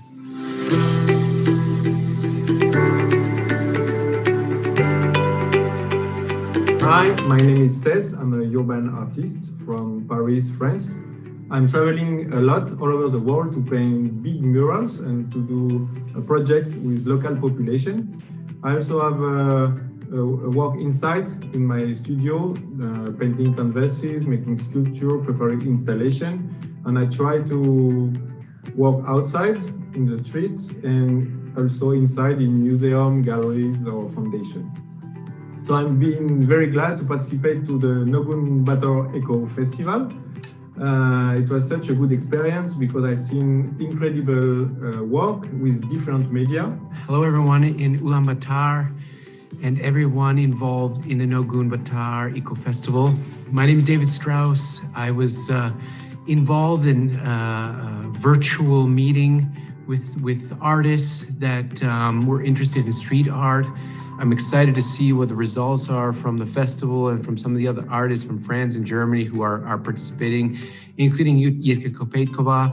За манай Сталинзруу арт галерейгаас санаачилсан улаан болон гэж төсөл байгаа. Тэр төслийн багийнхан маань энэ Ногоонбаатар олон улсын эко урлагийн наадмын куратороор ажиллаж байна. Бид нар 19 оноос хойш одоо бэлтгэл ажлуудаа хийгээд нэг удаа бүтэн жил ковидоос болоод хойшлогдоод тэгээд одоо энэ хүү фестивалыг амжилттайгаар бид нар дуусгаж байна. Энэ фестивалийн хүрээнд энэ уулын нуур гэж цэцэрлэгт хүрээлэн байгаа. Чингэлтэй дүүрэгт байршдаг. Дэнжийн мянга захтай маш ойрхон. Энэ цэцэрлэгт хүрээлэн дотор бид нар одоо маш олон мундаг контемпорари уран бүтээлчдийн одоо баримлууд, уран зураг болон одоо гудамжны одоо урлаг стрит арт гэж хэлдэг тийм 60 орчим бүтээлийг одоо байршуулсан байгаа. Зөвхөн одоо цэцэрлэгт хүрээлэн гэхгүйгээр цэцэрлэгт хүрээлэнгээс наран тул 2 зах хүртэл нэг тийм одоо маш сонирхолтой тийм нурилдсан гудамж байгаа. Тэрнийг дагуулад одоо зөндөө бүтээлүүд байршуулсан байгаа. Тэгээд ерөнхийдөө бол одоо энэ хавийн одоо орчин суугчдад бид нар маш их эерэг одоо сэтгэлийг төрүүлэх урлагаар дамжуулаад байгаль орчиндөө ээлтэй байх, орчноо хайрлж одоо сайхан амьдрах төр сэтлийг өгөх одоо зорилготой. Тэгээд энэ хаваар ингээд явсан хүмүүс бол урлагийн тийм бүтээлүүд үзээд баг гадаа байгаа музей үзэж байгаа юм шиг тийм сэтгэл төрүүлэх сонирхолтой байгаа. Бид нар төрүүлэхийг зорьсон. Тэгээд ер нь бол цаашдаа энэ хавьд төвлөрөөд одоо маш олон урлагийн төслүүдийг ер нь хэрэгжүүлэх тийм сонирхолтой байгаа. За Ногоонбаатар олон улсын эко арт фестивалд маань бол Монголын нийт 16 уран бүтээлч оролцож байгаа. Тэгээд эдгээр уран бүтээлчд маань бол одоо дотооддоо болоод олон улсын тавцан танигдсан мундаг уран бүтээлчд байгаа. Тэгээд энэ төслийн үр дүнд бол одоо үнэхээр сонирхолтой сайхан бүтээлүүд төрнө гэдэгт итгэлтэй байгаа. Ногоон нуур цэцэрлэгт хүрээлэн үүсгэн байгуулаад 9 жилийн ажиллаж байна. Манай энэ газар 2012 оноос хойшоо энэ хогийн цэг байсан газрыг цэвэрлээд тэгээд хог цэвэрснээс одоо борооны усаар тижигдээд энэ нуур бий болсон байгаа. Энэ газараа аль болох олон уран бүтээлчдийг оролцуулж ингэж одоо энэ фестивал олон нийтийн арга хэмжээ зохион байгуулах. За энэ эколог өөрсдийнхөө одоо амьдарч байгаа орчныхоо чанарт хүмүүс анхаарах энэ дуурайсан одоо олон нийтийн арга хэмжээ зохион байгуулж эхэлж байгаад бол би хувьдаа маш их баяртай байгаа.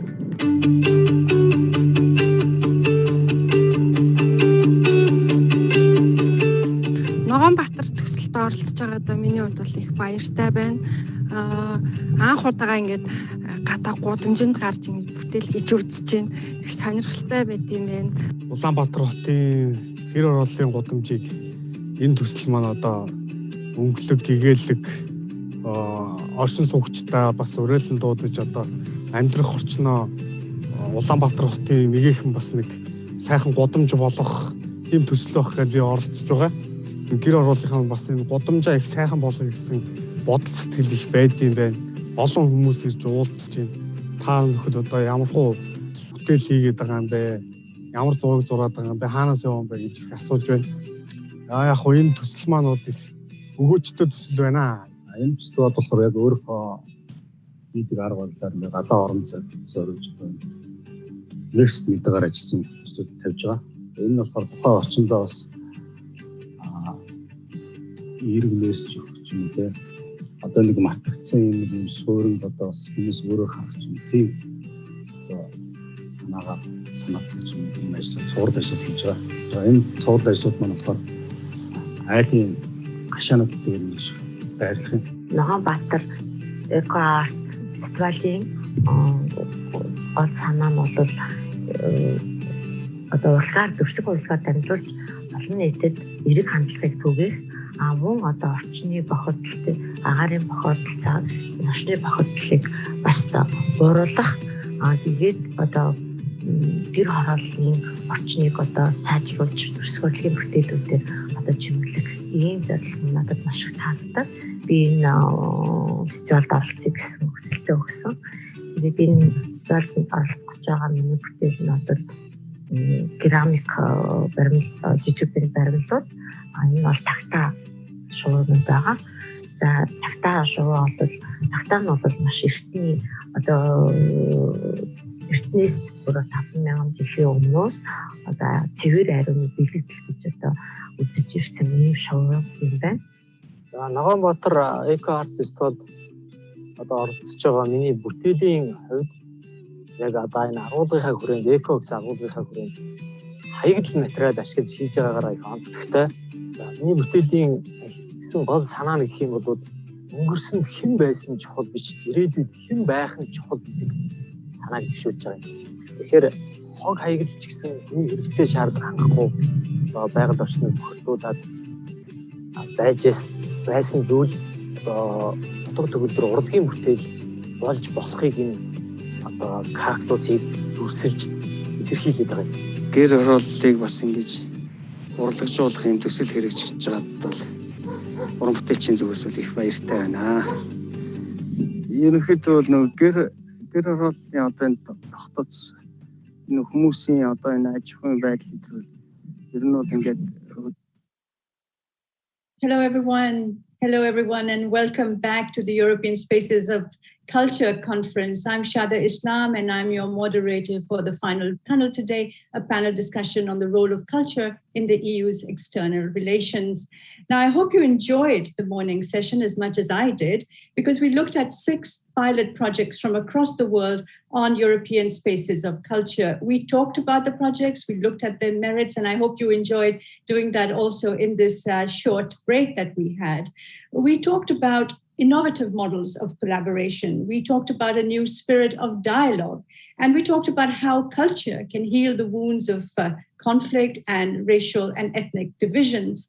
We talked about peace and stability, culture and its link to peace and stability. And we talked about human-centered technology, climate and culture, was also a project and a conversation we had. And one of the recommendations that came out of all these discussions was really very simple, that the EU can become a leader in international cultural relations. And that's the topic of our panel discussion today. Let me introduce to you very, very briefly some of our panelists and of course our keynote speaker. Mr. Stefano Sannino is Secretary General of the European External Action Service. Hello, Mr. Sannino, pleasure to see you online. The panelists joining us for this conversation are Salima Yenbu. She's a member of European Parliament from the Green Group. Thank you for joining us, Salima. Pleasure to see you here. Kimani Najugu is a cultural policy expert from Kenya, joining us as well. Katerina Botanova is cultural critic and curator. She's a jury member from Ukraine/Switzerland. And last but not least, we have the pleasure of having with us the EUNIC director, Gita Chopka. There will also be a video intervention by Nathalie Tocci, who is the director of the Instituto Affari Internazionale and special advisor to Joseph Borrell, who's the EU High Representative on Foreign Policy and Security Policy. So that is the lineup for today's very interesting conversation. We're going to kick off with a short keynote address from Mr. Sannino. So Stefano, the screen is yours. Thank you very much, and thanks for inviting me to this debate. And I think it's extremely important that we can discuss the engagement of the European Union in international cultural relations in general, and in the European space of culture in particular. I understand that this is the last panel of the conference today, and so I mean it's always also trying to look at the future, looking ahead, and how we can contribute and how can culture contribute to the European Union roles in the world. The EIS is a relatively young institution, so we have just celebrated our 10th birthday a few months ago. And as such is still a relatively young player in external action. And this is even more true when it comes to the international cultural relations.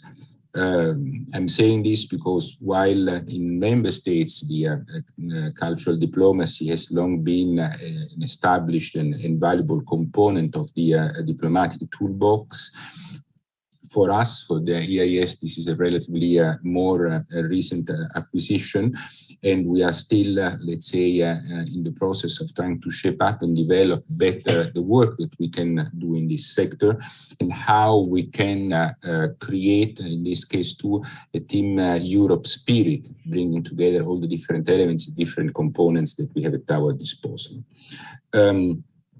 I think that one has to stress the fact that the recent developments have increased the relevance of culture in the EU external action. I'm referring in particular to, let's say, I would say the models which are competing among them. In the democratic against the autocratic, but also the approach that we are having in our own societies, the polarization, and from all points of view, political, cultural, that we are going through, and the different narratives around the main issues of our political agenda. And from that point of view, the cultural dimension can be extremely important to, let's say, overcome these differences, to reduce the level of polarization, and also to take part, and one has to be, let's say, direct in this, in the idea of the narratives that are being developed, because I think that we have also a very positive story to tell. And it is the story of our cultural diversity. It's the story about who we are, I mean, in terms of diversity, in terms of openness, and what we do in terms of also of using these instruments in support of our key foreign policy objectives. and I'm thinking about the strengthening of multilateralism, which is a key for our action, but also the support to human rights, to democracy, and to freedom of expression. And I think that we cannot forget, especially in these days, that the forced landing of the plane and the arrest of Raman, the Belarusian journalist, has been done on the basis of a denial of his freedom of expression. So now more than ever, it is important to make this point. Let me make just three observations in this context. First of all, about the link between culture and sustainable development. And it's very clear that sustainable development is a key priority for the von der Leyen Commission and for the agenda of the European Union as a whole. It's not only on the Commission side. Culture, from that point of view, is a vector for change and a change agent also when it comes to the thinking of behavior of the people. So this calls for increasing our activity in this sector to sharpen the sensitivity. I think that from that point of view, the younger generations are much more aware of this than us. But it's important that we continue working intensively on this point, also because there are several elements, because there is the climate change, but there's also the biodiversity loss. And from that point of view, there is still a lot of work that needs to be done in order to raise the sensitivity on the risk of biodiversity loss. And then the other problem of the use of the resources. We all know that we use much more resources than the planet is able to reproduce. So from all that point, these are all elements that should be very much part of our activity. The second point is about, and I was mentioning that before, the so-called authoritarian dimension or the authoritarian challenge that is calling for creating new cultural bridges. But also to tell our story. I mean, unfortunately, and I mean, again, I'm referring to relatively recent events in the battle of narratives about, for example, vaccination.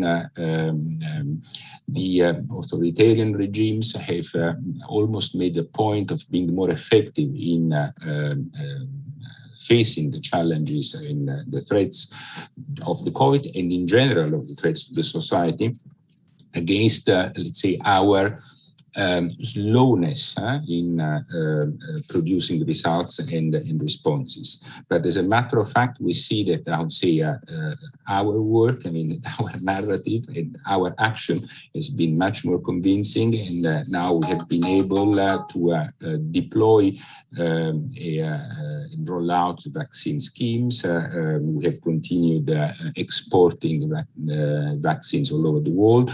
We have supported the COVAX scheme. We are supporting vaccine redistribution in different countries, and we are working on a number of other initiatives, including how to enhance the capacity production in the pharmaceutical sector in other continents.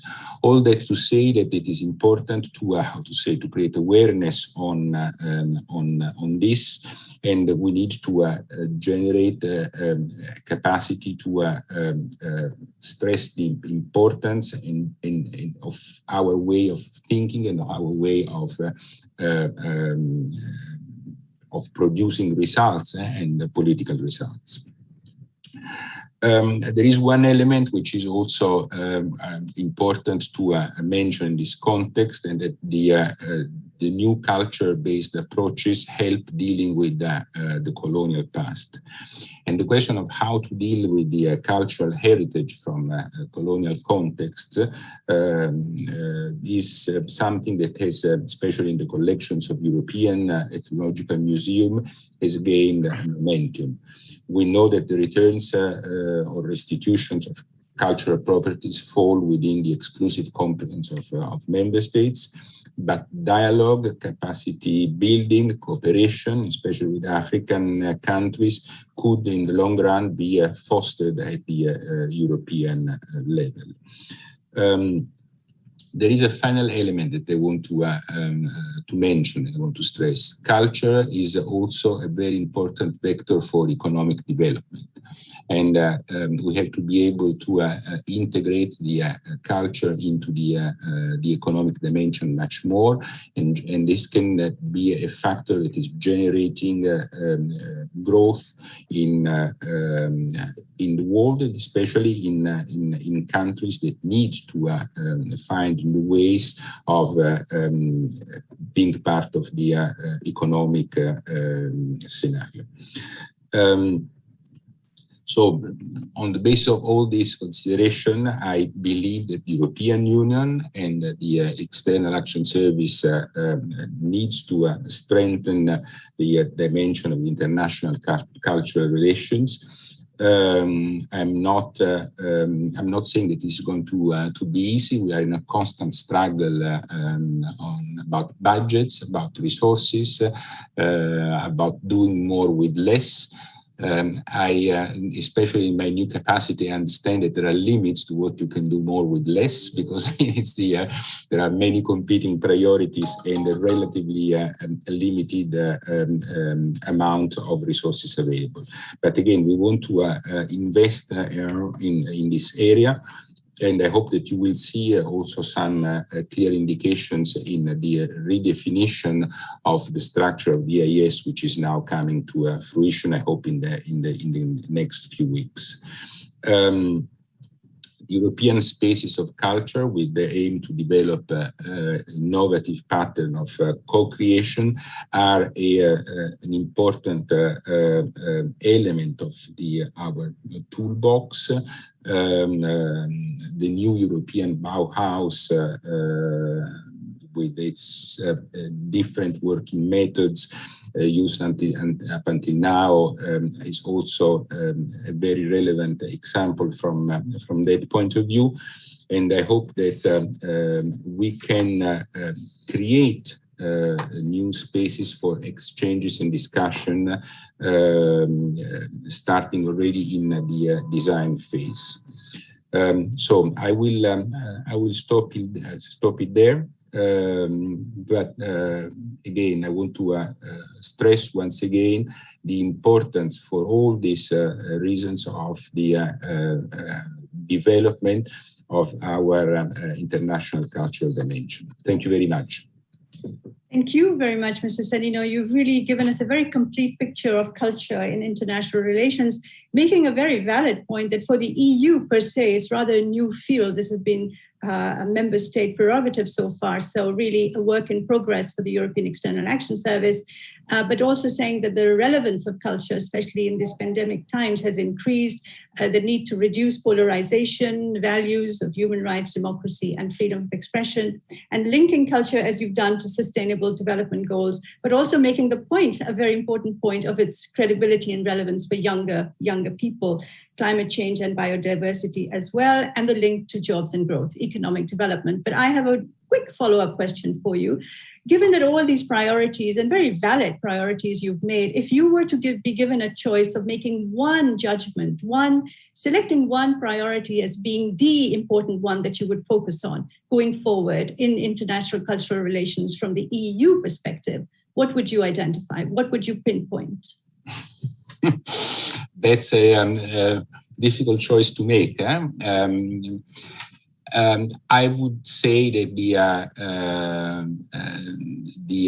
the focus on freedom of expression it's maybe the central one, because starting from that, then we can broaden the scope to all other areas and encompass all the other elements. But if we do not, how to say, focusing on freedom of expressions, all the rest will fall apart. So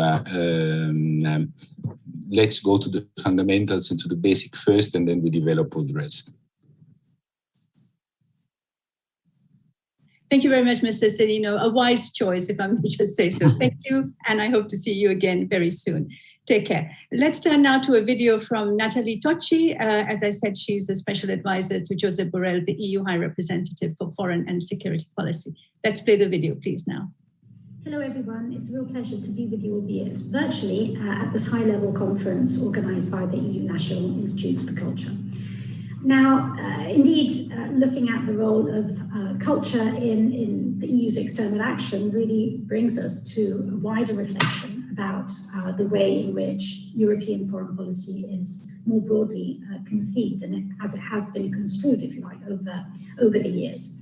I mean, in a sense, if you think about it, and different terms have been used over the years, the idea of Europe's external action, of European foreign policy, as being a foreign policy which has been, over the years, defined as comprehensive, as integrated, as being joined up, or at least having the ambition of being comprehensive, joined up, and integrated, really speaks about a foreign policy which is understood as bringing together different policy fields, so from trade to development to security, to research, to infrastructure, to digital, energy, climate, and of course, crucially, culture as well as being a foreign policy in which the supranational level, of course, coexists with the national level. So the idea of comprehensive, a joined up, an integrated foreign policy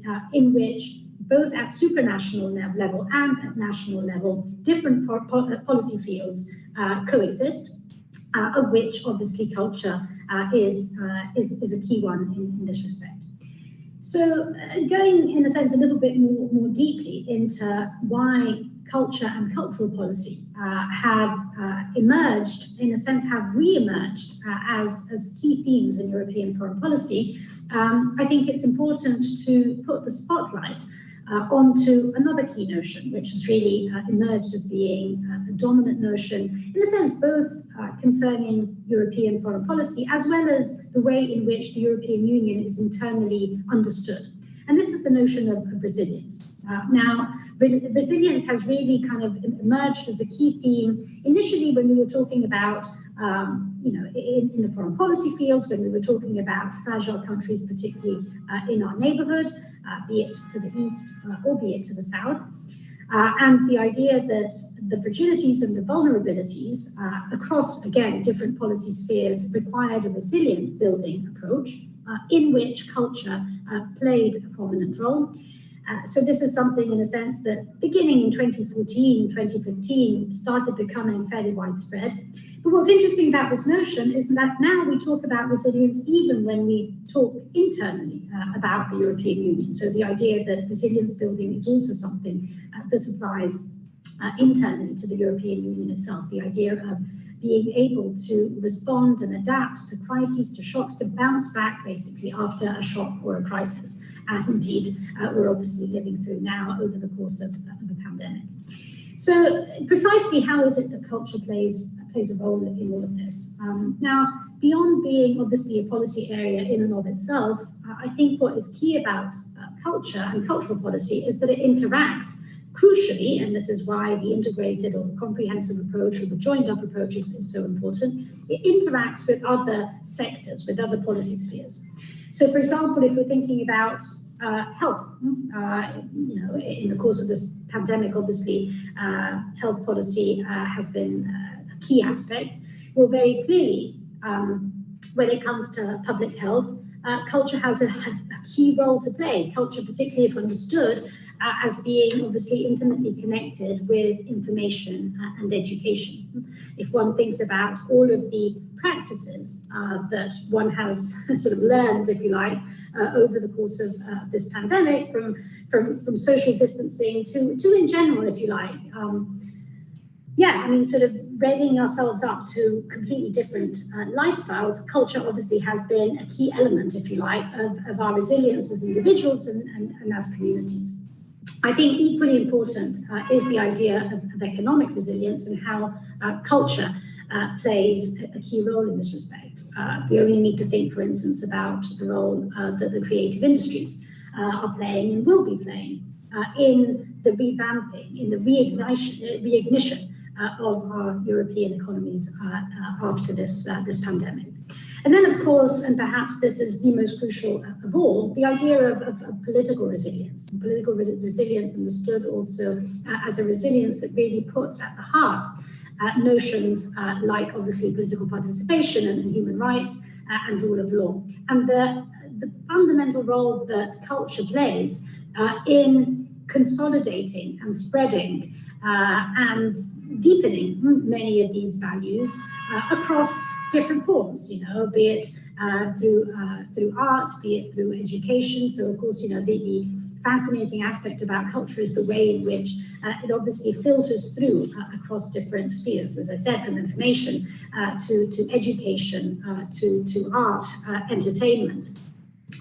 So in all of this, and to sort of conclude, how is it also that culture plays out in terms of how is it that one promotes resilience, be it internally within the Union and above all externally through our external action, by integrating, if you like, in our foreign policies more traditionally, if you like, understood. Well, very clearly, there is a bilateral element to this. So the way in which culture and cultural policy need to feature increasingly prominently in the bilateral relations, in the sort of state-to-state relations, if you like, with third countries. An integrated approach, a comprehensive approach, a joined-up approach, at the end of the day, mean that when the European Union has its relations with anyone third country, it is not simply a conversation about security or about development or about trade, but culture has to feature prominently, if you like, in the construction of that relationship. Secondly, of course, it's the way in which the European Union does policy with the non-state level, and therefore the direct promotion of culture through relations and engagement and support for civil society externally in the Union. And then, of course, there is third dominant aspect, if you like, of European foreign policy, which is intimately connected, if you like, to the very core of the EU's interests, which is, of course, multilateralism and global governance. And so ensuring, and of course, the UNESCO is the first, but not the only port of call, it is key that in its support for multilateralism and global governance, culture features prominently, both by directly supporting those international organizations that deal with culture, but also ensuring that even in other multilateral organizations, culture is increasingly mainstreamed, if you like, in their respective fields of work. That was Natalie Tocci joining us from Italy and giving us her perspectives on culture and EU's external relations.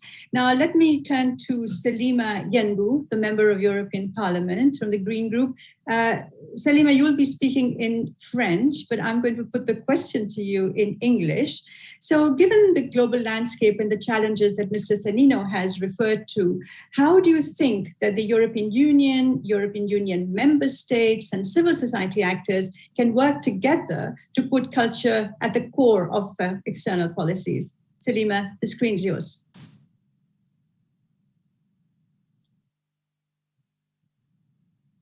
Merci beaucoup. Merci à EUNIC. Thank you very much. Thank you for EUNIC. Thank you to EUNIC for this conference, and thank you for this invitation. So I will try to be general, and then I will talk into more detail to answer the question. So culture is essential, and we need to add culture to the agenda, especially after this pandemic. In fact, the post-COVID world does depend on culture. I am MEP since 2019, so this is my first mandate, but I'm also a member of the CUP and I'm a part of the Green Party, but I'm also the member of the Foreign Affairs Commissions and Human Rights. And so I also defend culture since the beginning of my term. And so the European Spaces of Culture initiative was initiated by my group, the Green Party. And so I want to make sure that the cultural relations and that cultural actions can develop in the future. Since 2011, we've had debates, communications, resolutions, and we had a joint report in 2017. And this is an important reference because it asks for a change of paradigms in cultural relations. For example, they ask for an interpersonal relationship in cultural relations. But where are we now? What kind of perspective do we have for international cultural relations? Unfortunately, we still have a lack of cohesion between the EU member states and non-EU member states. There has been structures that have been implemented. However, there aren't enough structures within the EEAS. In the networks, I see that there is a lack of internal coordination within the structures of the European Commission. However, the European Parliament since 2019 hasn't been informed on the future of the strategy of 2016 or the cultural agenda of 2018. So I tried to talk about it a few times, but I rarely had an answer from the representatives of the European Commission. I don't know if Mr. Sanino is still there, but I was happy to see him there. And so I hope that he will give us some keys to reinforce our cultural relations. On my side, I worked on my role as the coordinator of the CUPE. And so I really tried to give a new impetus on the parliamentary debate on this subject. And we will have this debate in August. And I really hope that Mr. Sanino and Mr. Borrell will participate. We will try to create a new political framework after the pandemic. Now, to focus on your question, so how can we implement culture in external action? Well, we need to make the civil societies participate. When I talk with the civil society outside the European Union, for example, in the South Mediterranean or in Africa, I realized that the programs with European funds did not meet the needs of local programs. And they often worked on issues such as migration, counterterrorism. And so it is impossible to create equitable partnerships if our work on cultural diplomacy only focuses on our policies and does not take into account the needs of our collaborators. And so this is why. And so here I'm giving you a proposal of collaboration with the Commission. I suggested a new pilot project, a new permanent forum, which gets together the EU, the cultural stakeholders of the EU member states and the cultural members of EU member states outside of the EU. This collaboration will enable us to create recommendations. Now, this is still a project, it's a proposal, and we're still waiting for the assessment of the European Commission, but I really hope that this is a project which will work. It is essential to reinforce collaborations outside of Europe, to reinforce global cultural relations, but to also foster working relationships with our partners. Finally, what about the preparatory actions of the cultural houses, which is the initiative of the European Parliament? The European Parliament doesn't have the right to decide on the funds, but we need to collaborate with the European Commission so that we can still have financing. So we the idea is to really launch new initiatives to work on new projects. And I think that the conference today really helped us to go this way. So I'm really looking forward to working with the colleagues from the European Commission to be able to find more solutions within Europe Creation, for instance. Thank you for your attention. Thank you, Salima. Recommendations about how to go forward. You've said that the focus on culture in the European Union policies is not yet strong enough. You've talked about the need for more inter-institutional cooperation on this issue, and you've said there will be a joint meeting soon of the Culture Committee and the External Relations Committee.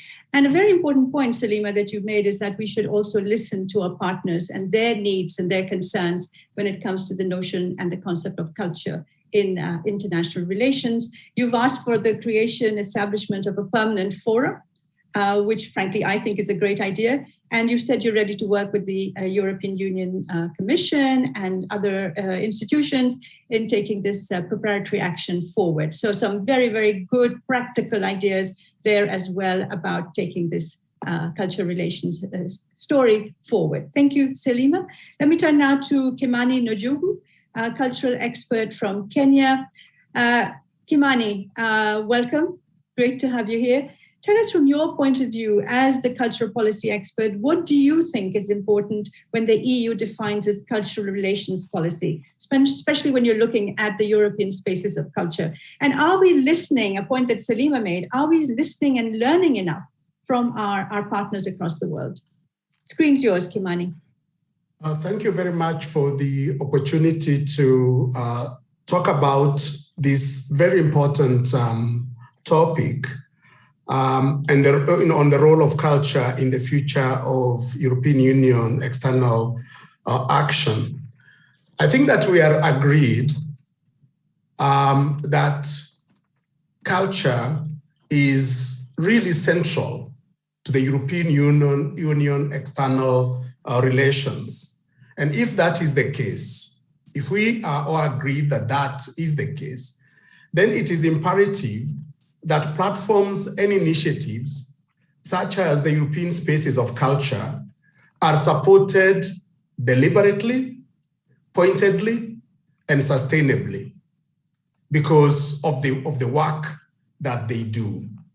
Now, at the center of that work is really increasing global understanding and global sharing of human values.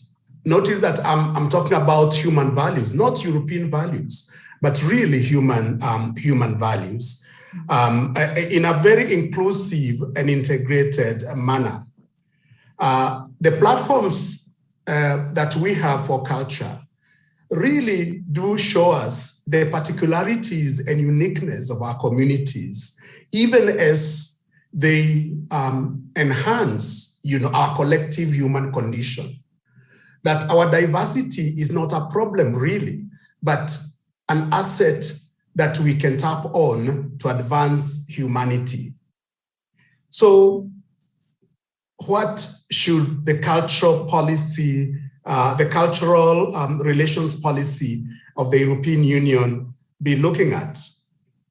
In my view, the first thing that they need to be able to look at is the recognition of culture and the various ways in which it is expressed, such as through the arts, as enablers in our effort to create a more humane, peaceful, and secure world. So the first point of departure is really the recognition of this possibility of culture to create a humane, peaceful, and secure world.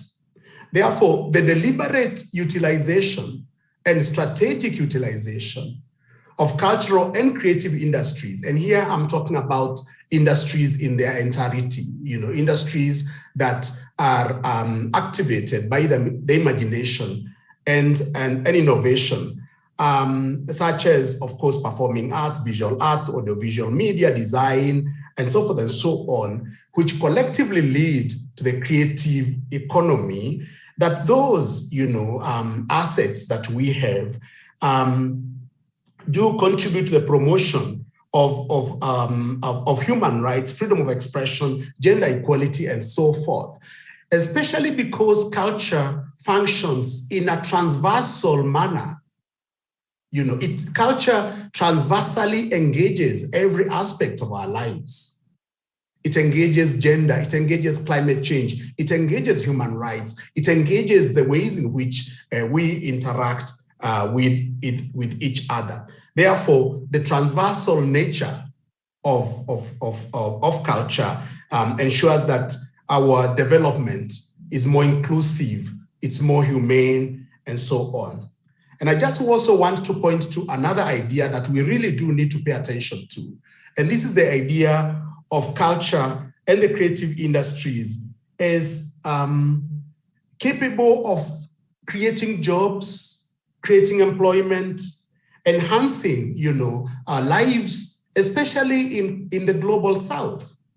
If you look at the opportunities that culture and the creative industries have, especially with regard to digital technology and the content creation and the ways in which they engage with tourism and so forth, we do see an opportunity here to invest in a very, very deliberate way to minimize the global inequalities through access to finance, access to markets, access to technologies, and so on. Of course, that has to be done through innovative policy formulation. It has to be very innovative.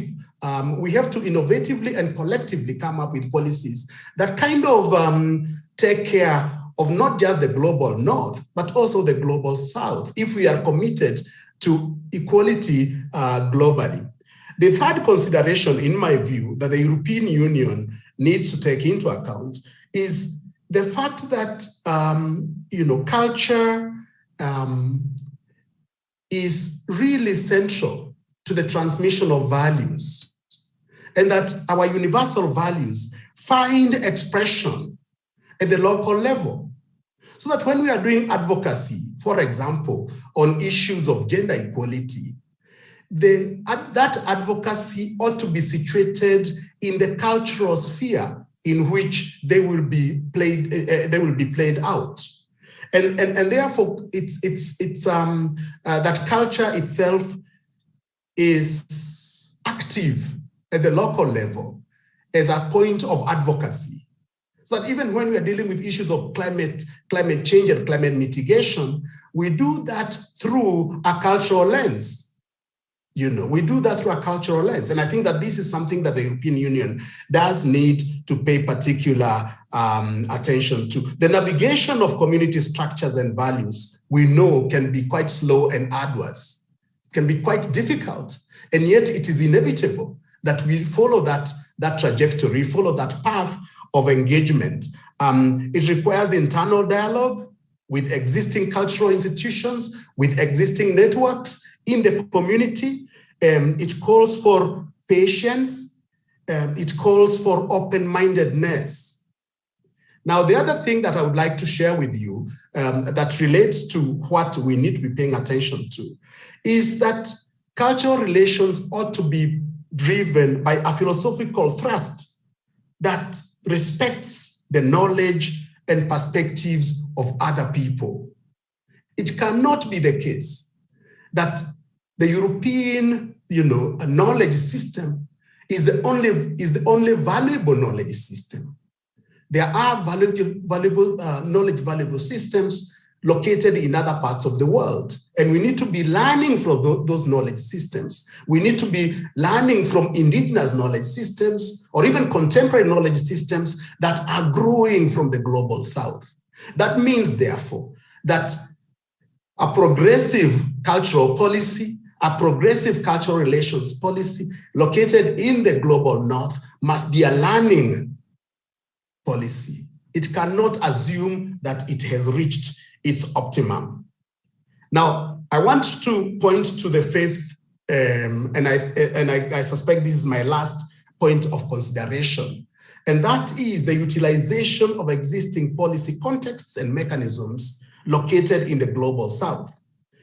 that indeed that there do exist in the global south certain systems, certain mechanisms, certain institutions, certain networks and movements, whether they are women's movements, youth movements, art collectives, and so forth, that actually do play a role in the transformation of their societies and communities. And for example, the African Union this year, there is a declaration that this year is Africa's year for arts, culture, and heritage.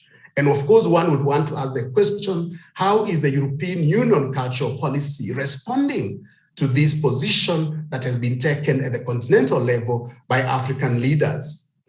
Equally, in contexts such as Kenya, through the work of civil society organizations, many of us pushed for culture to be integrated in the national constitution. Culture specifically as the foundation of the nation of Kenya.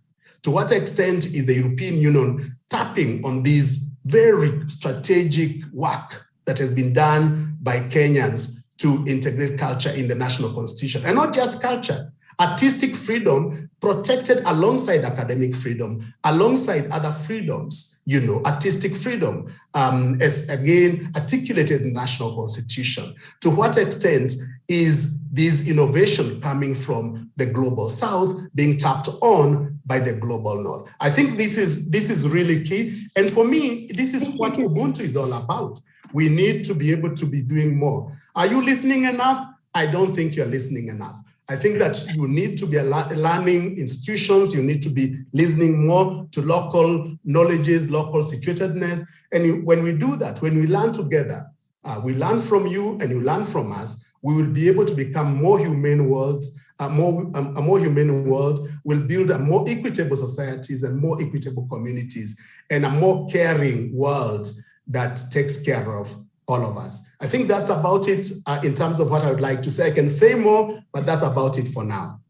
Thank you so much, Kimani. You've said some very important things. And in fact, because we have the pleasure of having Mr. Cellino with us still, and you've asked some very relevant questions to Mr. Cellino about how much or how little the EU is paying attention to what's happening inside the African Union, inside Kenya, on questions of creative industries and culture and international relations. And also you've had Salima talk to us about how she's a little uneasy about the state of progress, pace of progress on cultural relations. So Mr. Cellino, if you'd like to just come in very quickly on these 2 points, and then I'll move on to Katerina Botanova. Screen's yours, Mrs. Cellino.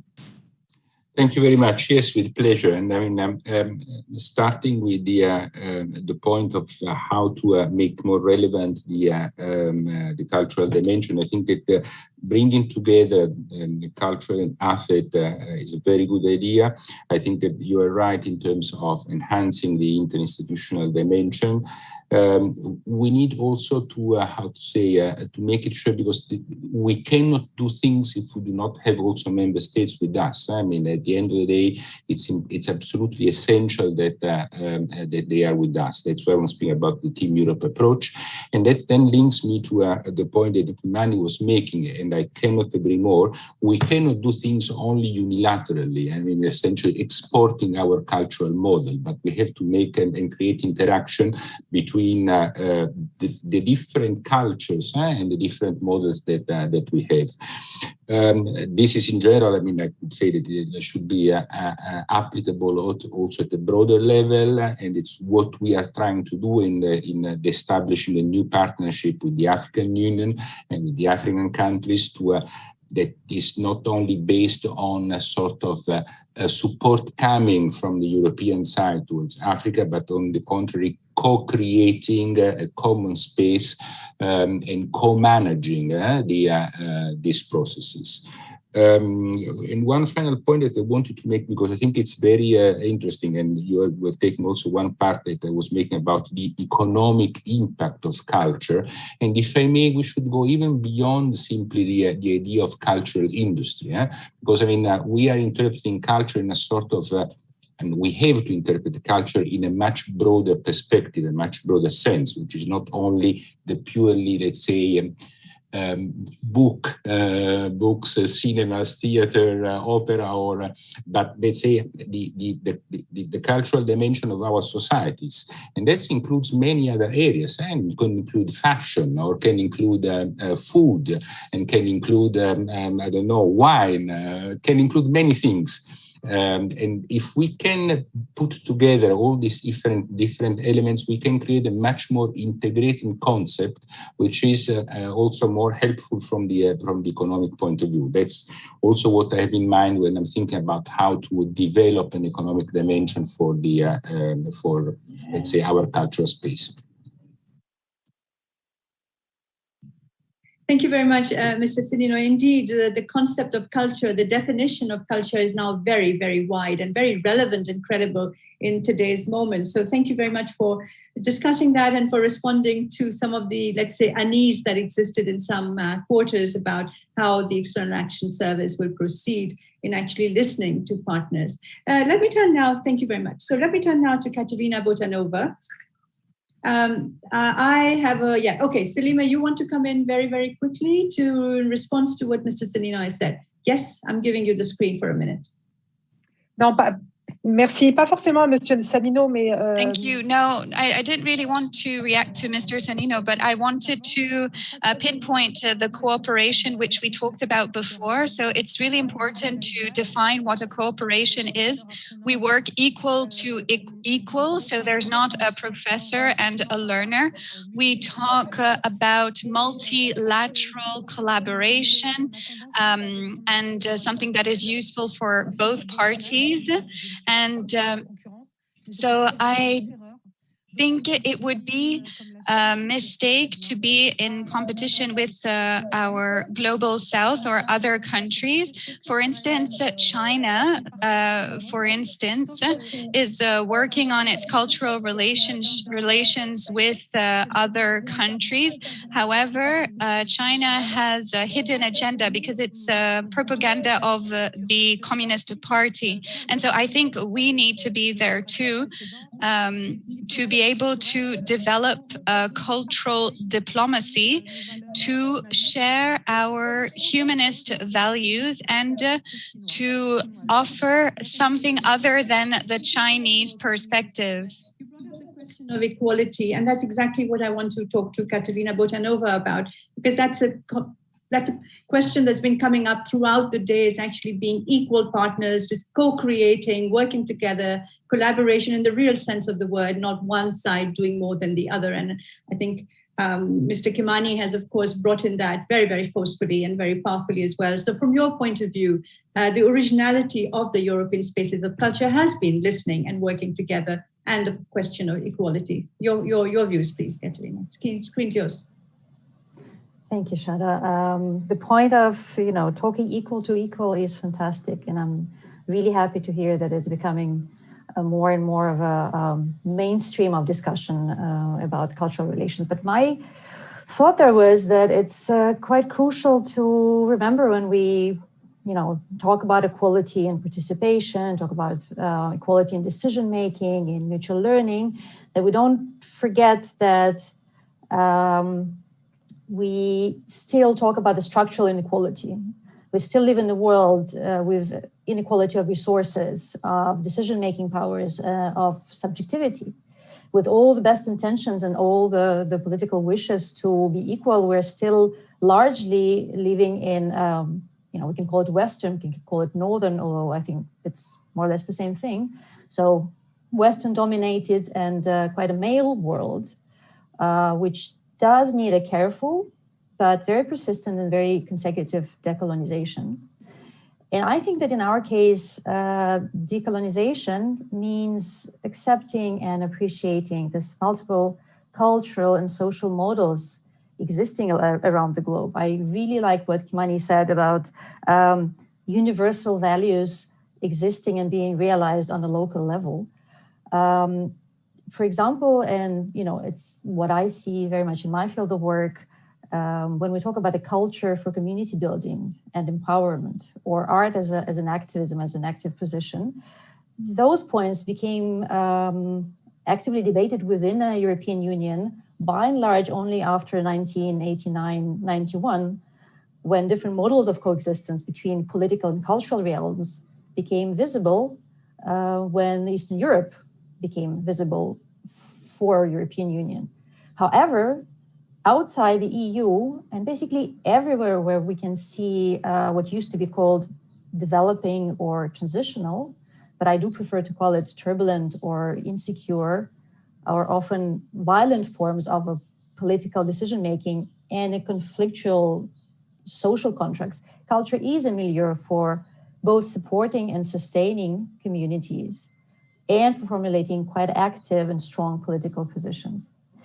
What it means when we talk about the forms of collaboration, and since we're coming now more from a general policy issues to the project of spaces, what does it mean for a project like that? And I was thinking that maybe it does mean that the usual forms of collaborations, what is usually being supported by EU programs, festivals, biennials, showcases, but also what was also discussed today, jobs creation, capacity building, maybe this needs to, in a certain way, step down and free a space for multiple different durational and process-based collaborative formats, because only through durational and process-based formats can this mutual learning take space. This is not something which can happen in a moment, which is not something which can happen in a very short time.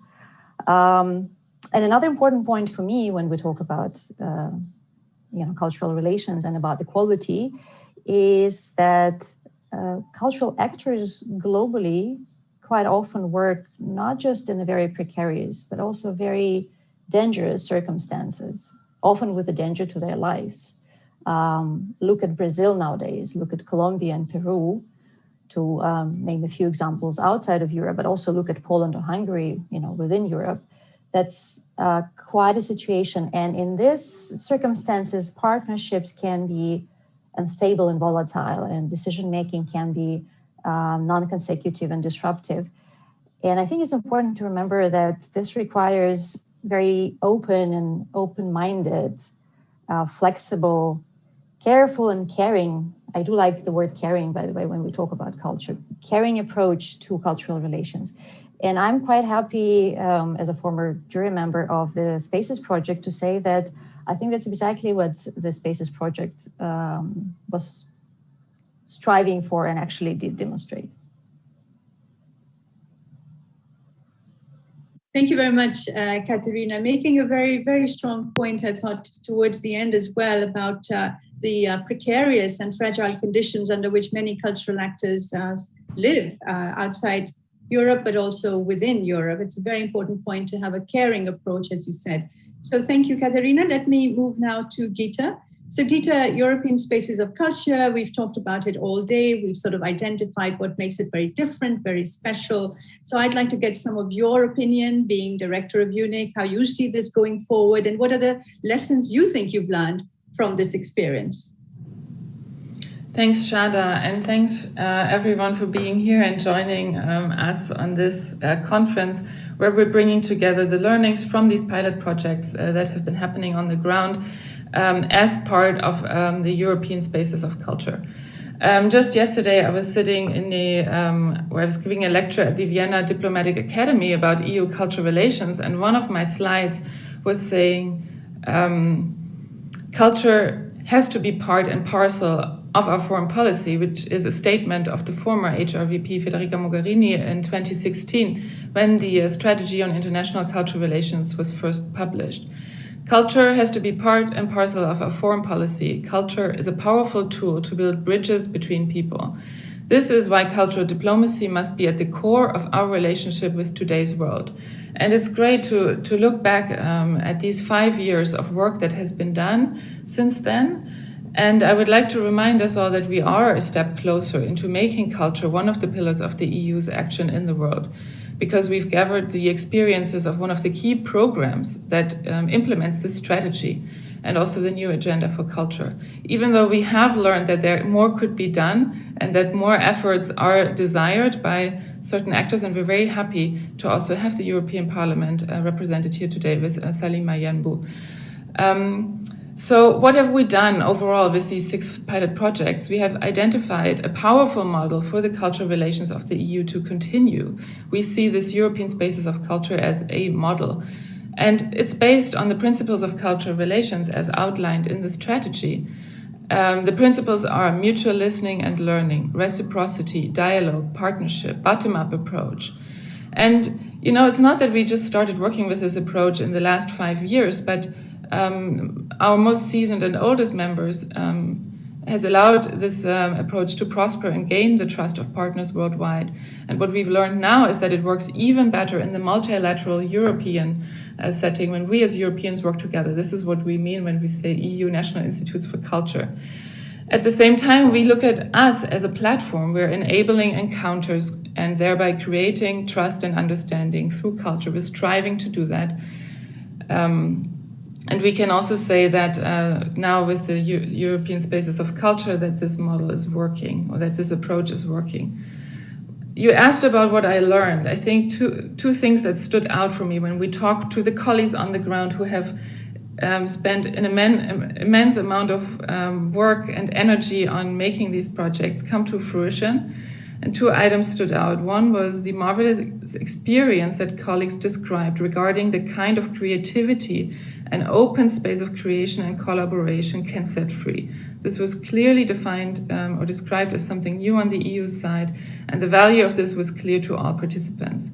Second, for our partners on the ground, we have heard this strongly from the work in Sri Lanka and in the US, 2 very different countries, that the values the EU represents are seen and valued, and they're shared. And I think this is what Kimani also was saying when he said these are human values or these are global values.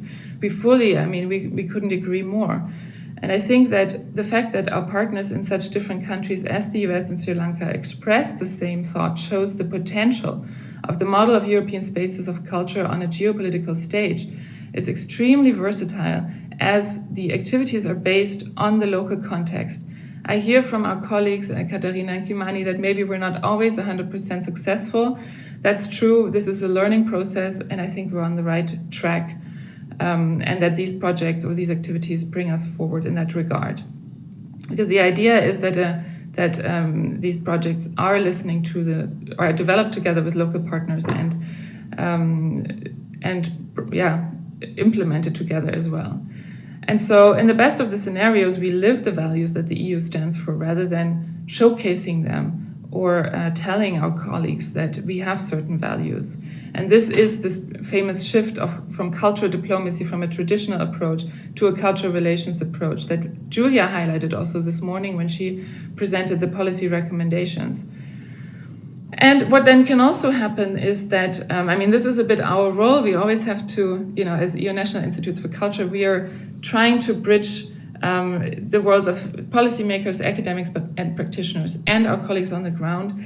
And so it's sometimes a bit of a balance act between recognizing the political needs with what our partners are finding important on the ground. And as we're doing this, as in a reference to policymakers, we can tackle the EU priorities through culture. We've heard it's versatile, it's a vector for so many different aspects. And it can also work for peace and security. Even though, Katarina mentioned, or Kimani, that this can also sometimes look as very instrumentalizing, but if done with the model of European spaces of culture, culture can enable the expression and dialogue, foster collaboration and a sense of community. It can help deal with trauma, provide opportunities for inclusive development, and so much more. Maybe I do try to be as short, as I know we're running a teeny bit late, but we have until 2:30. Just about innovation again, because that's also something that we set out to do. We wanted to find innovative models. And to be very frank, we have had, we tackled this question from the very beginning. What is innovation? Is it innovation in the arts field that satisfies, or that is an exhibition that could be shown at the Tate Modern? Or is innovation different wherever you go? what does it mean for our project also? And what we defined innovation as, I remember the jury discussions about this as well, Katharina, I'm looking at you. It's a new process of collaboration. It's about the how, it's about the attitude, it's about how we work together and creating these equitable opportunities and creating equality in this setup, which doesn't necessarily look equal from the start, because as the European Union, as EU member states that we represent in EUNIC together with civil society actors, we do bring the funds for this. And so how can we, despite these power relations that we all still under, in our current world, Katharina mentioned this, and also Stefano Sannino mentioned the colonial aspects that we're dealing, or post-colonial aspects that we're dealing with today, how can we reach equality? And I think the answer lies in the local context. Just as a reminder, the jury picked out 5 projects because we could only finance 5 with the amount, with the funds that we had. But actually 6 projects were implemented because the project in Ethiopia was so convincing to organizations in Ethiopia that they managed to get all their funds from local sources, European sources, international outlets, and also local partners who gave their expertise and their skills. So I would say, to sum up, that we did manage to raise the EU cultural relations to the next level, as we said in our slogan, but we need to raise it to yet another level. We need broader implementation, more flexible and larger budgets, flexible budgets. We don't always need to go huge. We can achieve a lot with the funds, with these projects as they were implemented now. But European spaces of culture should become a permanent tool of the EU's external actions. We're very much with Salima on that point. And of course, this was also raised by Julia. And I mean, these activities that have happened in more than 6 countries now, in 6 regions, they were extremely, they had an impact. They achieved something, and they should continue. And this is something that we need to build into the European spaces of culture, that this is not a one-off activity, but that this can continue. Julia also said that the EU can take the lead in international cultural relations because no other region of the world is fostering this approach, and let's fill this with activities, with more cooperation, with more listening and learning, and more joint implementation in this multilateral approach. Thank you. Thank you very much, Gita. Indeed, shouldn't be a one-off. It should be a permanent tool for the European Union in its external relations. Well, one very, very quick question to all of you, but really, really good, brief answers, if I may. I'm going to start with you. And the question for all of you is, what is the one thing that you would like to change immediately in our cultural relations so that we can build this world of equality and partnership and trust that we've all talked about? So I'm going to turn to you first, Mr. Sannino. In 30 seconds or so, what's the one thing you would like to change immediately as you lead us into this new era of cultural diplomacy, cultural relations rather than diplomacy? 30 seconds. I suppose I would like to take out the barriers among ourselves to generate a common ground where we could all contribute in a way to the development of what I think has been a sort of red thread of this humanitarian, humanistic dimension that we have identified. Thank you very much indeed. Salima, for you. The one thing you would change immediately in 30 seconds or less. Soit très difficile, il faut renoncer au reste. That's a really difficult thing. I would say the sustainability of financing to create a viable ecosystem and to have long and structural projects even without EU funds. Donc pour faire money.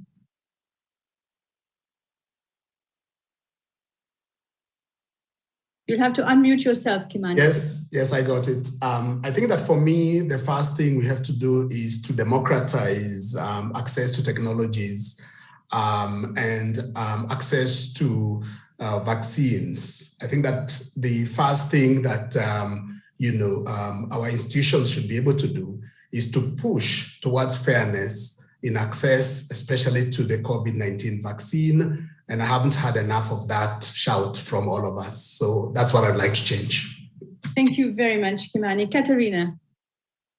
The value of local expertise and the place of local expertise in cultural relations. But the most important, I would say, is planning horizons for programs and funding, extend them to be able to plan and work in a longer stretches of time. I think that's very important for all of us. Thank you very much. Gita. Yeah, I think I would want to look at our own network of the EU National Institutes for Culture.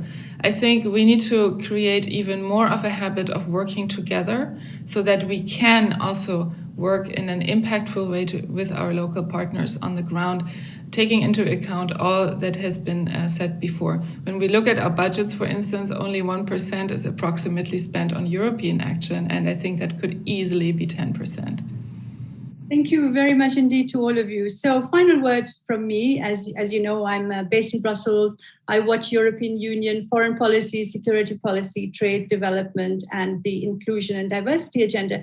And having listened to this wonderful conference from the beginning, watched how culture, the concept, the definition is becoming wider, more relevant to today's challenges, and listening to how all of you have really interacted with each other, but also on the question of how we can become more equal, how we can work together, innovative ways of collaboration, and also new ways of dialogue. I think, if I may say so, that the one immediate challenge that we have, in a sense, overcome, at least partially, is a change in our mindsets, at looking at the world as interdependent, interactive, and interconnected, and not working anymore, as often we've done in the past, really, in silos. So congratulations to all of you. Congratulations to the European Spaces of Culture. And I do wish you all the best in the coming years, because as all of you have said, this should not just be a one-off. This is something that is essential in our toolbox as we move forward in EU external relations. So thank you very much indeed to all of you. I would just say to you that the entire conference, as you know, has been recorded, and it will be available on EUNIC's website for all of us to see and to treasure and to learn from. And I'd like to now finally give the floor to Guzman Palacios again. He's the Vice President of EUNIC, for his closing words. And from me, Shada Islam, here in Brussels, thank you everyone for joining us. Guzman, the screen's yours. Well, thank you very much, Shada. Thank you to all of you. I hope you have enjoyed the conference of today. I think it was great hearing from all of you, and it's been especially interesting from my point of view. Today we have seen how the still relatively new, given that the strategy was adopted 5 years ago in 2016, EU approach to cultural relations works in practice, and that the model of European spaces of culture is viable in creating the desired results. From bringing the worlds of arts and technology together to humanize the debate on technological development and raising awareness of critical issues such as air pollution, to bringing artists and local communities to work together towards peaceful coexistence, decolonization, gender equality, for example. We have seen that collaboration based on innovative partnerships, co-creation, and a spirit of equality can go far in bringing people together and pressing local issues together via creativity. And that is an approach in Team Europe's external relations to the world that is much needed. One thing that has become clear by shifting through the project outcomes and statements of those involved is that this is an initiative that can surely create trust and understanding, that it brings the EU's relationships with the world forward in a way that is based on mutual listening and learning, creating a dialogue. Through dialogue, we get to know each other. And if we know each other, we are better equipped to create a more peaceful world. And it's not that our aim when we engage with people on a global stage, peace. A lot, however, has still to be done to take this further to make this world on a structural basis. What became clear in the conference today is that we need to continue not only to project European spaces of culture, but the activities on the ground. That the world needs its implementing the strategic approach to cultural relations, and that it should become a permanent tool of EU external action. We heard as well that a challenge is achieving true equal design, delivery, and ownership of a project. To that end, EUNIC is currently designing a fair collaboration toolkit with the support of 6 experts from all 4 corners of the world. Surveys will be launched and roundtables organized to ask a wide field of actors how this can be achieved. Information on this will be shared via our channels. Do sign up and participate. We are looking forward to continue European spaces of culture beyond the current project runtime to further the practice of cultural relations and policy dialogue, aiming all our efforts into making this a steady, normal part of the EU's programming. Ideally, we would bundle the engagement and energy of all the EU partnerships beyond its borders and even within. We will continue to test and hone the model of European spaces of culture. Already in 2 weeks' time, the second call for ideas will be closed, and new initiatives will be selected to test new ways of collaboration in EU cultural relations. We are looking forward to new inspiring and innovative projects being implemented in 2022. A third call for ideas will be launched in 2023. After this, we hope to continue with European spaces of culture, hopefully reaching out to even more people and more countries. Please feel free to stick around in the conference space. The conference space will be open during the next 7 days. Before Corona, we would be enjoying a network lunch or drink at this point. Technological advancements allow us to meet and talk with as much smaller ecological footprints also on this platform. Reach out to your colleagues via the participants panel and set up a one-to-one conversation on the spot in Confibo. Do also stroll through the virtual exhibition space, which you will find under showrooms. My thanks go out to our partners, DG Education and Culture of the European Commission and the European External Action Service in the coordination and implementation of the project so far. Our colleagues in Ethiopia, Central America, USA, West Africa, Sri Lanka, and Mongolia for doing an excellent job in implementing the projects during an exceptional time. Our external experts working on the project, on the jury, and on research and evaluation. And of course, all guest speakers and moderators today for making it a packed but rewarding conference. And last but not least, the European Spaces of Cultures project team and the EUNIC office in Brussels. Thank you for joining up, and it was an enormous pleasure to have you all here with us. See you soon.